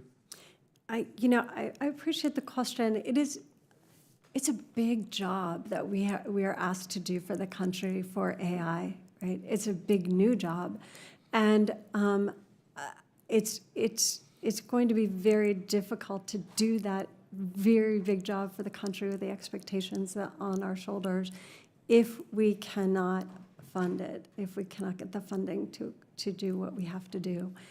I will say we are fully on track to meet the President's executive order requirements and stand up the AI Safety Institute, but so much more is asked of us, and we don't want to let down the country, and we definitely are working as hard as we can to do what we can with the money that we have. We can do more with more. Well, thank you, and I'm grateful for your efforts to help our nation continue to out-innovate, to outpace the world, and I hope we give you the resources you need to do just that. With that, I yield back the remainder of my time. Gentleman yields back. The chair now recognizes the gentleman from Texas, Mr. Weber, for 5 minutes. Thank you, Dr. Locascio. Is it Casio or Casio? Locascio. Okay, I knew that. Thank you, Dr. Locascio. It's crucial that the U.S. does not only lead the world in AI, but trustworthy AI, and our great staff has put together some questions here. One of the questions is, how does the U.S. compare to China in building safe and trustworthy AI systems? So my question really gives me food for thought. How do you define safe and trustworthy? Oh, that's a very, very good question. So when we released the NIST AI RMF, AI Risk Management Framework, we defined the characteristics that describe a trustworthy AI system. And those include things like security and accuracy and bias, or bias and fairness, and explainability. There are a number of different factors that we have to understand how to measure associated with our AI systems in order for people to really trust them when they use them, right? And so we are way ahead of the world in terms of really trying to build out a framework for AI risk management to help people manage and mitigate the risks associated with AI systems. I always say that while we are ahead, the future is not known, right? So it really depends on how much we want things to happen in this country. If we are supporting our research and development, if we are supporting the development of standards, and if we are really cooperating with our international and like-minded partners and allies, that helps us in creating the future that we want to have happen in the United States for AI. That brings up, you're talking about partnering with, our partners around the world. So you're not only defining safe and trustworthy for the United States, but you have a grid or whatever the term is, so do you revisit that periodically? Do you see what other countries are doing? Of course, China being our biggest adversary. Do you watch what they're doing? How often do you revisit that? Yes, absolutely, we revisit that. We do work very, very closely in many different international fora, working with our partners, comparing what we're doing with what they're doing. We work in a lot of international standards committees to try to figure out the lay of the land, to see where things are going. We have our finger on the pulse in all of the places that we participate. I will say that you also asked me to define safe, and I will say that people are in the process of defining safe, as people are still debating the definition of AI. So there's a lot going on internationally to come up with common terminology for what we mean by safe and what we mean by trustworthy, and that debate continues. It's very Do you link countries in with the not so safe or not so friendly, like Iran and North Korea and Russia, or where do they sit in that grid, or do you know? We don't work with them clearly on these kinds of issues. So you don't even spy on them a little bit? We work in public fora, so. Well, it's no secret that one of China's strategic goals is to become a leader in international standard setting. And so how are you able to judge, if you don't work with them, and I get that you don't, obviously, how are you able to gauge that and stay ahead of that? Sure. Thank you for that question. So I will say that China participates in international standards bodies. And so we do engage with China in international standards bodies, and we see what they bring to the table in terms of standards that they would like to see be globally adopted. So yes, we do have a understanding of what China and all the other countries that participate in the international standards development organizations around the globe. Would you say it's 20 or 30 or 40 countries that y'all work with in developing standards? I guess what I would say is that we have partnerships, and then we have, and those partnerships are very robust, and that's a certain number of countries. And then we participate in international standards committees with many countries around the I'm going to globe. run real quick, short question, hopefully. So with China's reputation of stealing intellectual property, you have safeguards against the way that we develop our standards? Standards are developed in an open and transparent way, but we absolutely have safeguards to protect our research. Yeah. Thank you. I yield back. Gentleman yields back. The chair now recognizes the gentleman from New York, Mr. Tonko, for 5 minutes. Thank you, Chairman Lucas and Ranking Member Lofgren, for this important hearing today. And thank you, Dr. Locascio, for your leadership and dedication to scientific excellence at NIST. It's great to see you again. I proudly represent what I believe is the nation's premier semiconductor innovation ecosystem in our capital region of New York, a region perfectly suited, I believe, to host the forthcoming National Semiconductor Technology Center. I'm deeply invested in the success of this industry and in expeditiously breaking ground on CHIPS-funded projects. However, I've heard serious concerns from constituents regarding the sustainability and the workforce challenges that come with these projects. And I believe communities and workers deserve to know what specific commitments that companies can make or have made in exchange for billions of public dollars. As I'm sure you know, the semiconductor manufacturing process is incredibly water, energy, and chemical intensive. Carbon emissions have more than doubled for making the most advanced chips. And in the face of our current climate crisis, it is critical that fabs innovate to require less energy going forward. Similarly, the heavy reliance on toxic forever chemicals such as PFAS during the fabrication process is a known and well-established hazard for community members, workers, their families, and indeed the environment. So, Dr. Locascio, what percentage of the $11 billion that Congress was allocated towards semiconductor research and development will specifically go toward developing environmentally sustainable and health protective semiconductor manufacturing technology?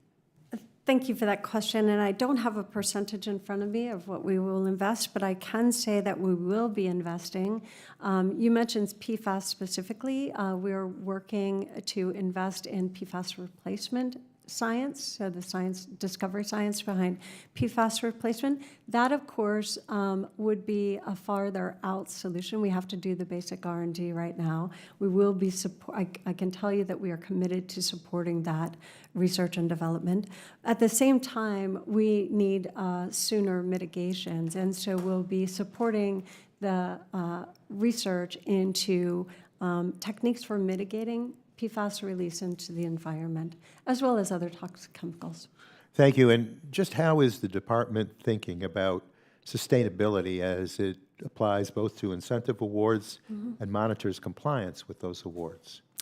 So we have, the companies produce an environmental plan, and we work with them to assure that they can meet the demands of those environmental plans.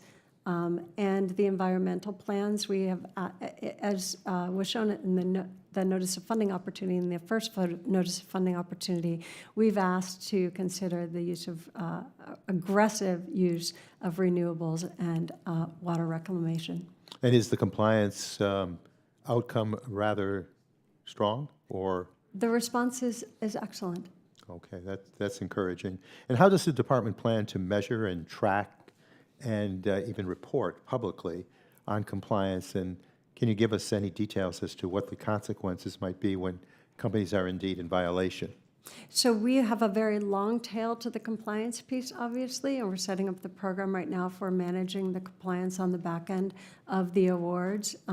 We are tranching out the money, so if people do not meet the requirements of the agreement, then we can, for instance, not proceed further with the next tranche of money. So we have plans in place that we can mitigate, but we also will be working with the companies to make sure that they do meet the requirement, the agreement that we set forth. Right. As we all know, the investments here have been historic in nature, and as the taxpayers contribute to that futuristic vision, I think it's critically important to make certain accountability, effective use of these dollars is key to the process, from determination of the awards to the compliance. So I'm happy to hear that there's this structured approach, and look forward to the updates as to compliance and compatibility with the goals of effective use of these dollars. It's a pathway to a future that makes us robustly competitive and environmentally sound. So with that, I thank you for your leadership and the department in that regard. Thank you. Gentleman yields back. The chair now recognizes the gentleman from Florida, Mr. Frost, for 5 minutes. Thank you, Mr. Chair. Good morning, Dr. Locascio. It's exciting to see that CHIPS Act investments are working. The semiconductor industry expect to add about 200,000 jobs over the next 5.5 years, almost doubling their needed workforce. And we're seeing a lot of those investments in Central Florida and places like Neo City down in Kissimmee. Meanwhile, organized labor has a long history of creating stable, high-quality talent pipelines. What is NIST doing to make sure that the semiconductor companies are not wasting or refusing opportunities to partner with unions on workforce development? So workforce development is critical. As we've seen, we've seen estimates somewhere between 50,000 and 200,000 new jobs that we're creating, and we want these to be good jobs. So we are working with communities, we're working with labor, we're working with everyone that we can to make sure that we can help support a robust workforce, and that's what's best for the companies. If they know that they can have a good workforce, that we can develop workforce training programs that can supply the well-trained workforce, retrain, upskill, and train and then retain. That's really the magic of trying to make the workforce happen for Chips for America. And we're investing about $250 million from the incentive side, and we're setting up a new Workforce Center of Excellence on the research and development side to support workforce goals. That's great. I'm an enthusiastic supporter of federal investment in Central Florida's semiconductor industry, but I also support federal accountability for the semiconductor industry as well. The national median wage for semiconductor assemblers is just $18.13 an hour. That's about $1 more than the starting salary at Universal Studios, which I frequent. I love the roller coasters. This is a fraction of the six-figure salaries that the industry promises. So how will NIST ensure that the jobs created by chips and science can sustain communities and families? There are many, many aspects of the investments that we're looking at in terms of how we can benefit the communities around these new the new manufacturing sites that we're building, the new R&D sites that we're building. We want to see this really spread out to make a whole ecosystem and economy, a new burgeoning economy in the United States built around the semiconductor industry that we are investing in. And as was brought up a few times, not only is it $50 billion, but this is extensively matched by private investment, which will help us enormously grow out and see the vision of Chips for America. Of course, and you know, we deserve to know what commitments companies are making in exchange for the billions of dollars the CHIPS Act is giving, Congress President Biden is giving. Recent funding award PMTs have not required disclosure of specific commitments for the minimum number of jobs created or the minimum wages or benefits for each position. What's your process for tracking employment and wage outcomes when it comes to CHIPS funding recipients? I would like to follow up with you on that. Yeah, of course. I can give you more specifics at a later. Yeah, that'd be great. You know, I recently had a roundtable with Congressman Darren Soto with a lot of our local labor leaders. And one of the large concerns that they had, they're excited about the CHIPS and science money, but they felt like, and they've spoken with a lot of other labor leaders across the country, that they're not being included in the bidding process for a lot of these large projects going on. I know this is really important to the president. He's the most pro-labor president in our country's history. But how can NIST ensure that the bidding process for these projects using federal money are open and inclusive? Again, you know, these unions are not looking to be handed a contract, but they want to be part of the bidding process. A lot of times they don't find out until after the project's already started. So I will say that we've made extensive efforts in inclusivity and in trying to be inclusive in all of our awards. We have an office specifically focused on that, so the outreach has been very, very robust. And so what can be the best way that members of Congress can advocate to make sure that their unions are included in the bidding process? That's a good question, and I would love to get back to you on that as well. Awesome. Yeah. Thank you so much for the incredible work that you do, and proud of the work that the Biden administration is doing around CHIPS and science money. Again, we're seeing so much of it come to Central Florida, giving kids and teens pathways to good careers without having a four-year college degree, which I think is amazing. And so we just want to make sure we have equity within that. And so we'll follow up with y'all on ways that members of Congress can help in ensuring that the bidding process is open and equitable. Thank you so much. I yield back. Gentleman yields back. The chair now recognizes the gentleman from New Jersey, Mr. Kane, for 5 minutes. Thank you, Mr. Chairman. And thank you, Dr. Lucasio, for your testimony today. New Jersey excels in various high-tech industries, and we maintain a strong foundation in research and development. State's well-trained workforce and advanced educational institutions make it an ideal location for semiconductor manufacturing and technological advancements. I'm proud of the fact that according to the National Center for Science and Engineering Statistics, New Jersey ranks 6th in the nation for business R&D performance. 37% of New Jersey's higher education degrees are in science and engineering fields. New Jersey offers NIST a highly qualified and skilled and diverse workforce, well-versed in cutting-edge technologies and research. State's numerous advanced educational institutions and R&D facilities provide a rich environment for standard setting and innovation in semiconductor manufacturing and other high-tech industries. I've got a couple of different questions in one or two fields for you. On December 8th, 2023, NIST issued a draft framework to provide guidance to federal agencies on what to assess when considering whether to exercise march-in authority as provided in the Bayh-Dole Act and explicitly included price as a factor for the first time since the Act was passed in 1980, with strong bipartisan support. The authors of the Bayh-Dole Act have stated the law makes no reference to a reasonable price that should be dictated by the government, and that this omission was intentional. Aren't you concerned that the administration's proposal to consider price as a factor for exercising march-in rights will send us back to a time when government-funded research just sat on a shelf, not benefiting anyone? Thank you for that question. I do appreciate it.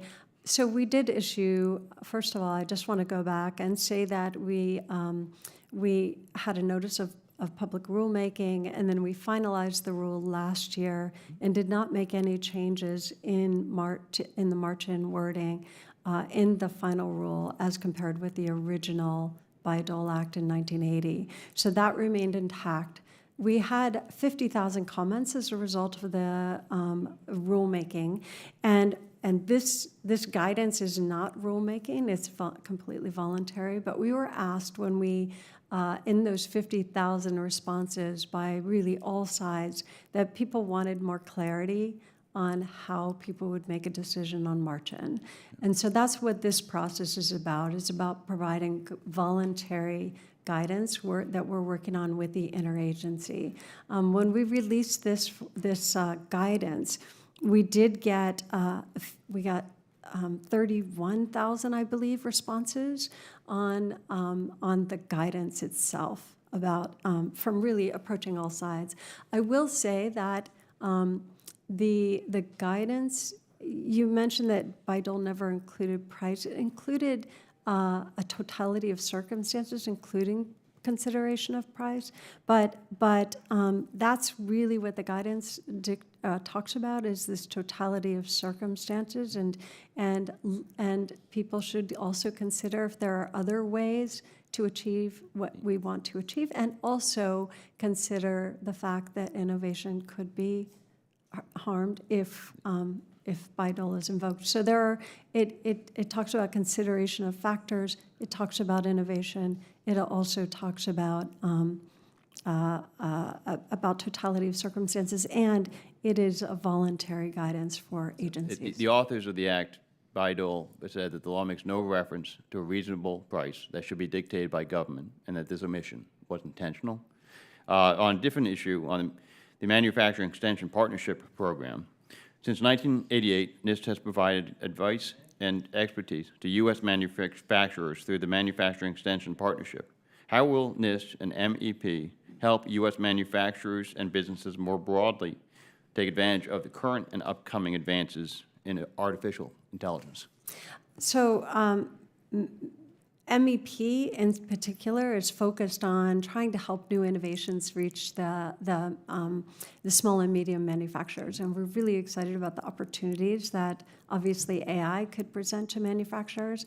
At the same time, we would just release this new notice of funding opportunity, or excuse me, notice of intent to release a notice of funding opportunity for a Manufacturing USA Institute specifically focused on AI for resilient manufacturing. And we do hope that that will feed into anything that we could provide for the Manufacturing Extension Partnership as well.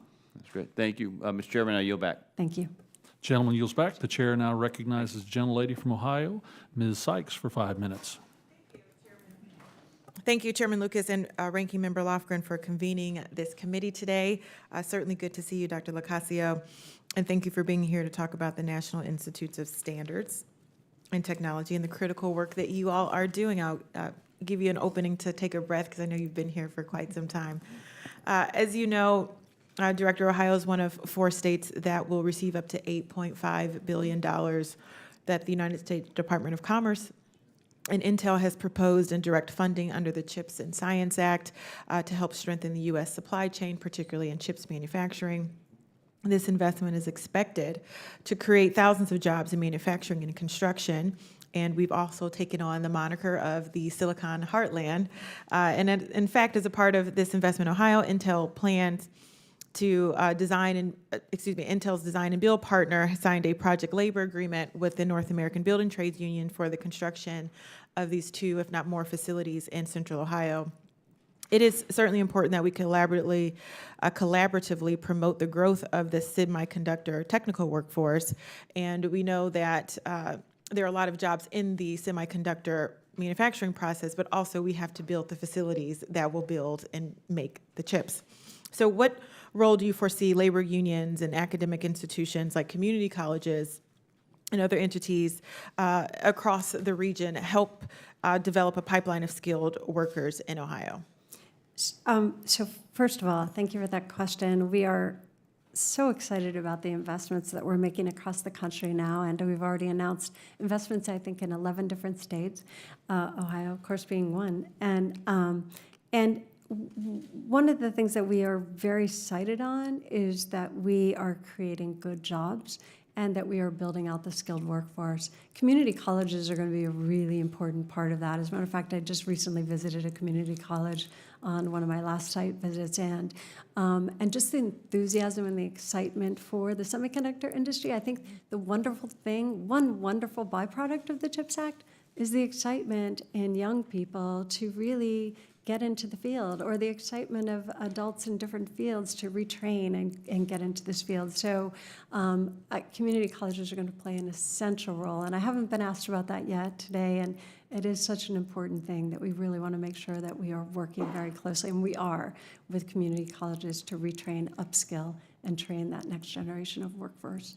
Thank you very much, because I would say one of the things I hear from every industry that comes into my office is that they are looking for skilled, talented workers, and there certainly are pipelines to get people into the workforce that don't require 4, 5, 6, 10-year degrees. I'm sure you've heard that quite a bit as well. My next question is about one of the most important programs that NIST administers, and that is the Manufacturing Extension Partnership.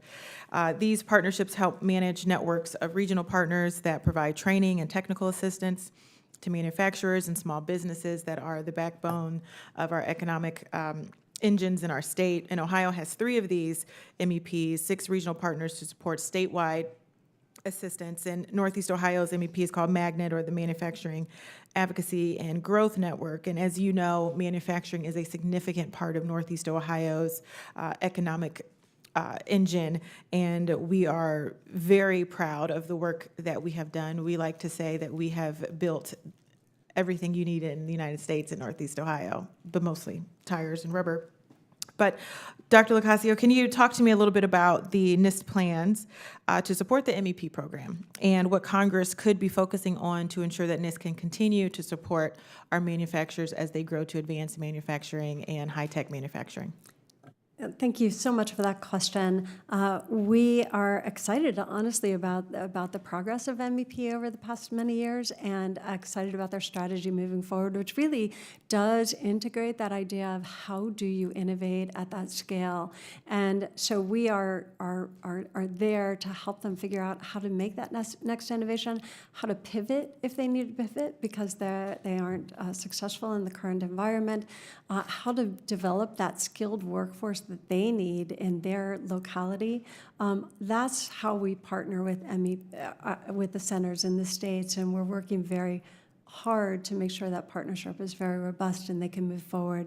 I will say one of the things that we've done recently as well is try to make sure that our small and medium manufacturers are cyber secure, right? Because after they build this incredible new manufacturing facility, the last thing we want is for everything they have to be lost through cyber attack. So that's one of the things we're working on as well. Thank you again for your work and leadership, Mr. Chair. I yield back. Thank you. The gentlelady yields back. The chair now recognizes the gentleman from Indiana, Mr. Baird, for 5 minutes. Thank you, Mr. Chairman and Ranking Member. Appreciate you holding this session. And Madam Director, we appreciate you being here. My question deals with the fact that CHIPS and the Science Act, you know, there's a grant program, and so you have to agree if you accept that grant in some way, shape, or form to do a profit-sharing agreement with the federal government. And according to the CHIPS office briefing materials, the funds the government receives from this upside sharing will be reinvested in the semiconductor industry. So when the Department of Commerce executes these upside sharing agreements, does the department ever stipulate where the funds will go? So we would be happy to have a very robust conversation with you about that specific issue if you'd like to engage on that.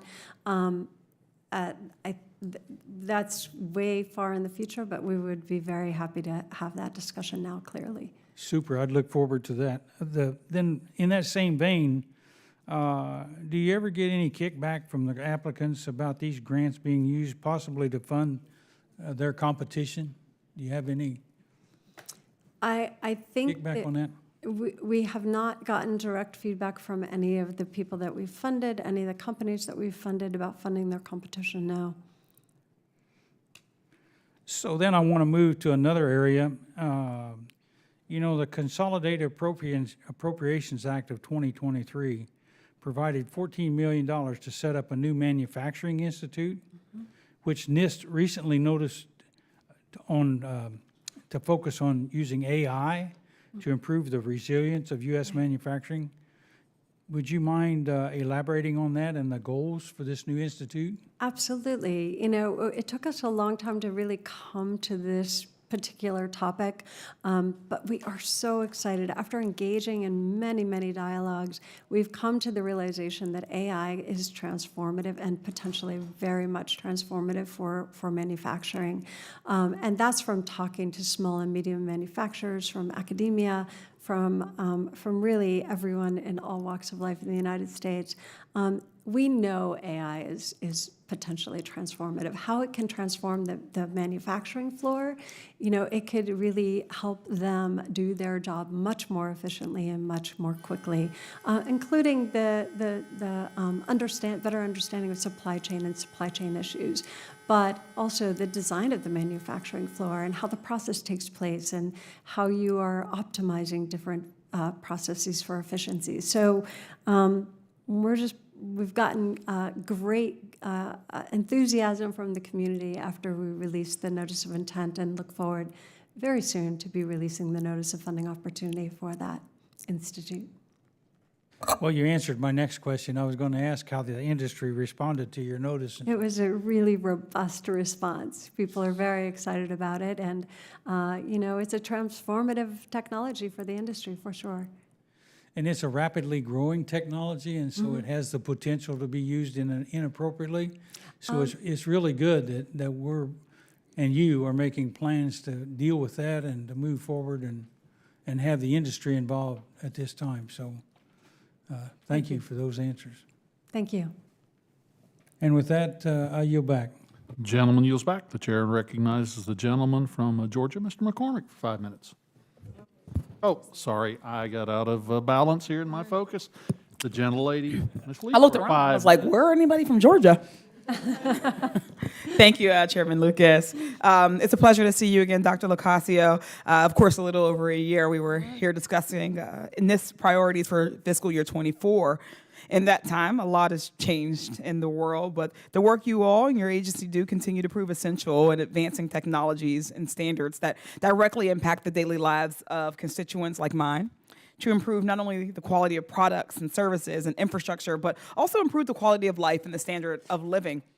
Dr. Locascio, of the $17 million requested for NIST's core AI research, how does your agency look to utilize that funding to include artificial intelligence literacy efforts focused on the ability to comprehend the basic principles, concepts, and applications of artificial intelligence, as well as the implications or limitations and ethical considerations associated with its use? So thank you for that question. We just recently put out a synthetic content paper which describes really 3 pillars that are important for synthetic content, and one is digital literacy. The other 2 are understanding content provenance and detection of synthetic content. We really focus on the first 2, right? The detection of synthetic content as well as the labeling of content to identify content provenance, including metadata and watermarking. But digital literacy is critically important. And I think the best way that we can promote that is by being as transparent as possible and communicative as possible about the risks of AI, how we can measure those risks, and let the public know essentially what they can do to mitigate the risk, as well as organizations, how they can partner with us to help mitigate the risk and let the public know that as well. Thank you. There are well-known environmental and health risks associated with the toxic substances used in semiconductor fabrication. While the climate crisis requires urgent action, there is currently no such thing as a truly clean fab with respect to the safety of community workers, their families, the environment. Notably, the semiconductor industry called EPA's proposal to regulate PFAS catastrophic because the fabrication process relies so heavily on these toxic forever chemicals. What percentage of congressionally allocated funding towards semiconductor research and development will specifically go towards developing environmentally sustainable and health protective semiconductor manufacturing technology? Thank you for that question. So we are working, so I'll just say on the R&D side, let me stay there for a minute. We are, on the CHIPS R&D side, we are working on the development of new funding opportunities specifically for replacement of toxic chemicals. And we are also working at the same time, because we know that's a long-term effort, it's R&D, we're also working on the development of new technologies funding the development of new technologies for mitigation and capture and reuse and recycle. But I think we also have to keep our eye on sort of the long game and make sure we can fund that early research to think about what we want to do in the future as far as replacement of toxic chemicals for semiconductor industry. And we have good support from the industry to do that. How's the department, the Commerce Department, prioritizing research and developing technology for a truly green and clean fab? How are we funding that? We're going to be funding some of that through our CHIPS R&D funding, and you'll see funding opportunities that will come out soon for our academic partners as well as our industrial partners to participate in those funding opportunities. And how's the department weighing the use of toxics in manufacturing applications to steer federal initiatives or incentives, excuse me?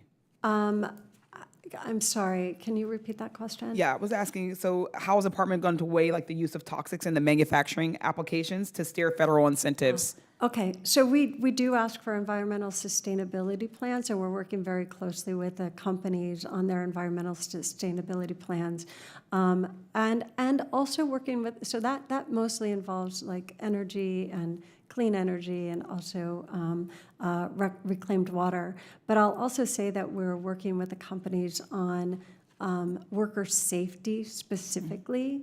For instance, talking about worker safety committees that could protect the exposure of anybody who's working in the fabs. Thank you, and thank you so much for your time and for your testimony today. I yield back. And the gentlelady from Pennsylvania yields back. Thank you. The chair now recognizes the gentleman from Georgia, Mr. McCormick, for 5 minutes. Thank you, Mr. Chair, and Ms. Lee. I might note that you're wearing a color not only representative of my party, but also of my good Georgia Bulldogs, so maybe there's where the confusion lies.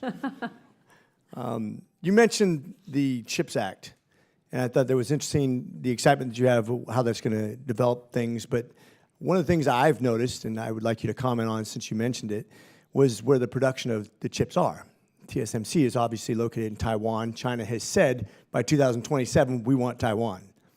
We don't have any chips that are being produced in America of the AI nature, nor do we have any ground broken on any factories that produce AI. If 90% of the world's AI chips are produced in Taiwan and 100% of the chips produced for the United States are produced in Taiwan, what's the plan?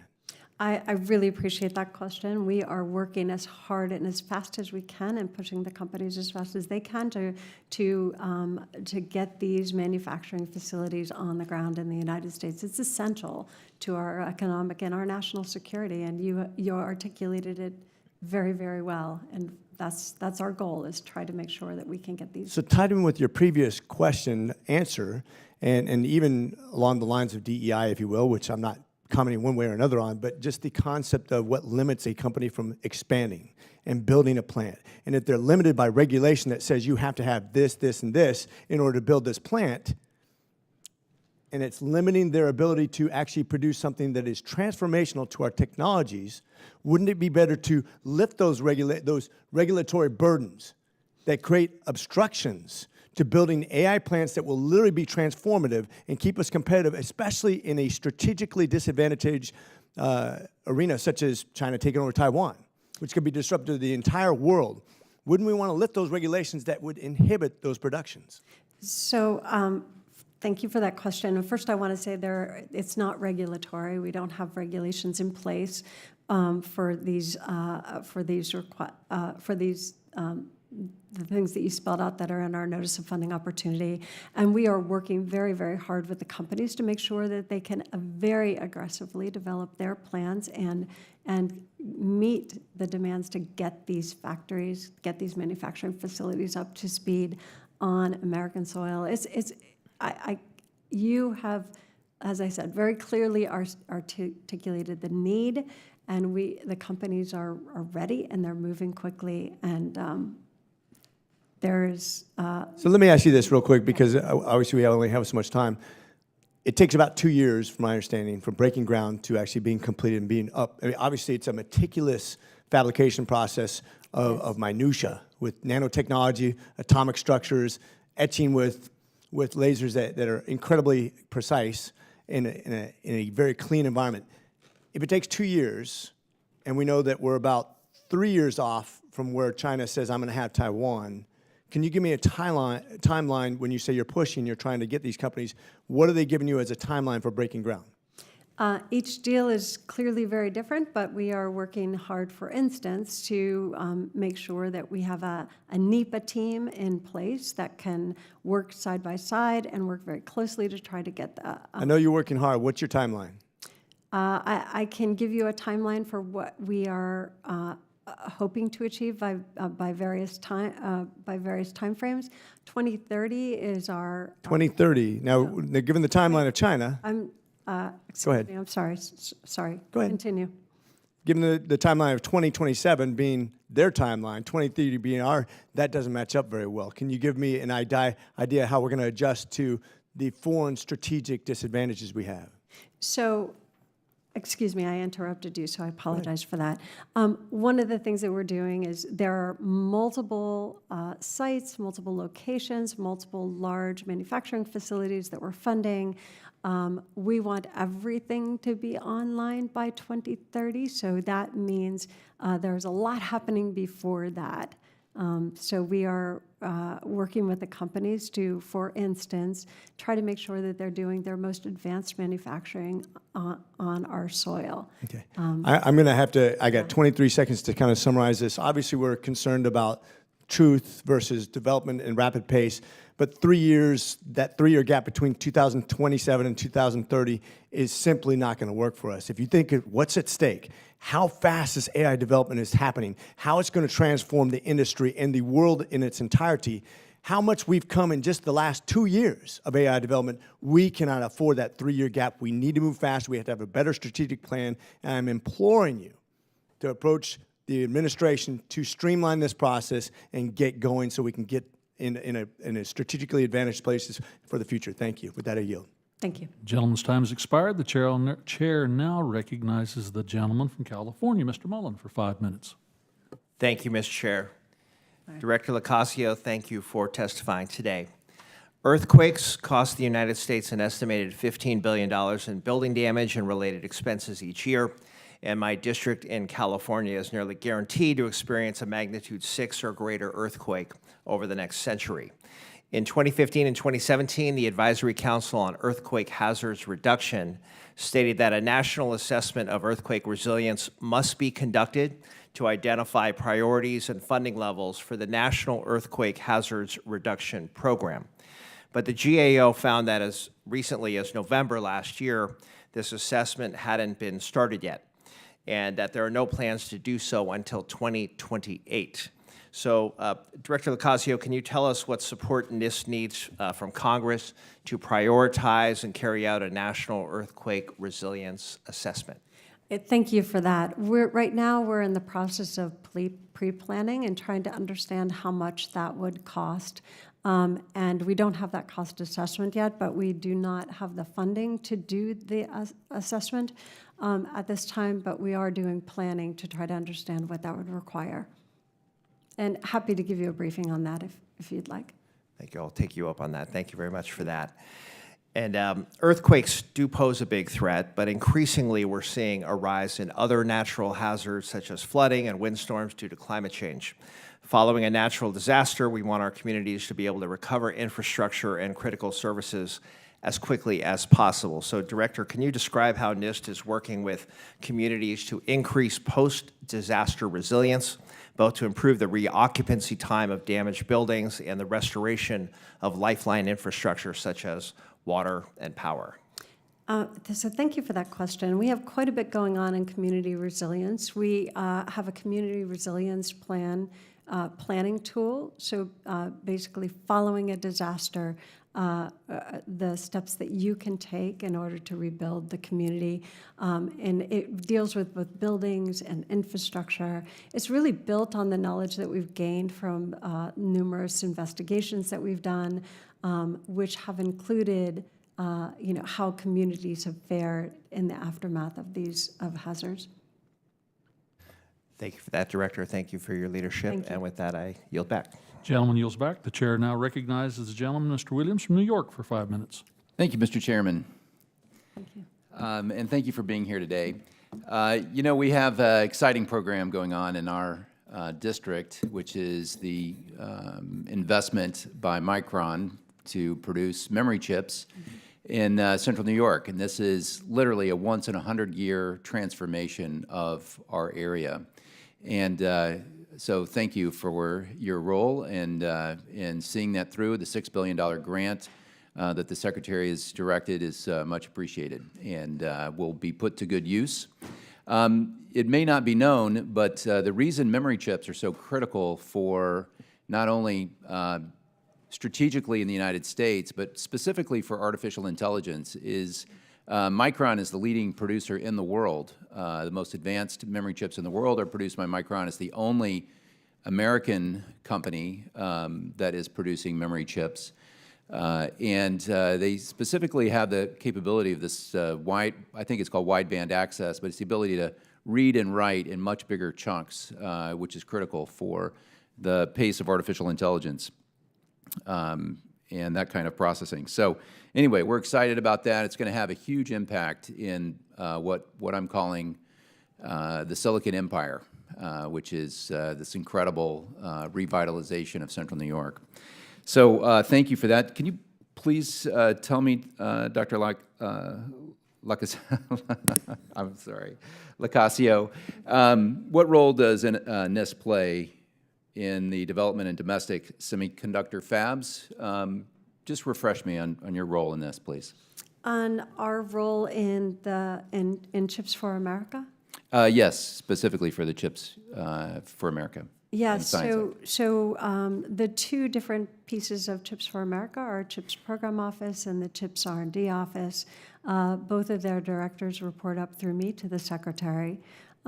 So we are, and I'm also on the, I have numerous other activities and engagements trying to work with the teams to make sure that that we're investing in the right places at the right time. When you took this role, did you realize you'd be presiding over this this enormous effort and budget? You know, I didn't know that, and then it came, and I think we were able to respond very quickly and do I'm very proud of the job that we're doing. A lot of people have said, can you really do this AI thing, right? But I just say, look at Chips for America. We were able to do that. It came at us very quickly. We were able to produce, and I think the country is going to be in really great shape once we complete the Chips for America program. And so we want to do the same thing for AI. Well, I'm very, I would agree with you. You guys have done a very good job, and I appreciate that. I want to just shift gears a little bit and ask your insight on cybersecurity, because I know that's a part of the work that you do at NIST. I'm seeing numerous posts about concern for security of our electric grid, for example, or other parts of our industrial infrastructure. Is there anything that you can tell me about your role in that, and maybe current threat or threat evaluation? What should we be concerned about? So yes, we released the Cybersecurity Framework and the Cybersecurity Framework 2.0. Specifically, the initial draft was really focused on infrastructure. We work closely with the other agencies who are, CISA, for instance, who are clearly also in concerned about that issue. Yeah, sure. Clearly leading the task. But our cybersecurity framework has been very important for the industry to be able to follow, to try to figure out the risks and mitigate the risks associated with potential cyber attacks. And so we work very closely with companies, with other agencies in that endeavor. So I've actually used that framework for the industrial controls, and it is an excellent framework, and it's a great use of government leadership, instead of, it's equipping industry to solve these problems, and using the best minds, the best research that you have oversight over to provide that tool. So, I mean, I can say firsthand that it's excellent work.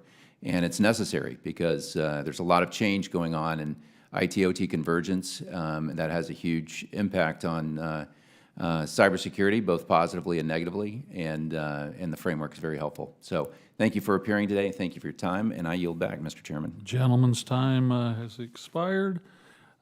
I'd like to thank Dr. Locascio for your valuable testimony today, and your 2.5 almost hours of patience with the questions, and I appreciate the members for those questions. The record will remain open for 10 days for additional comments and written questions from the members. This hearing is adjourned. Thank you.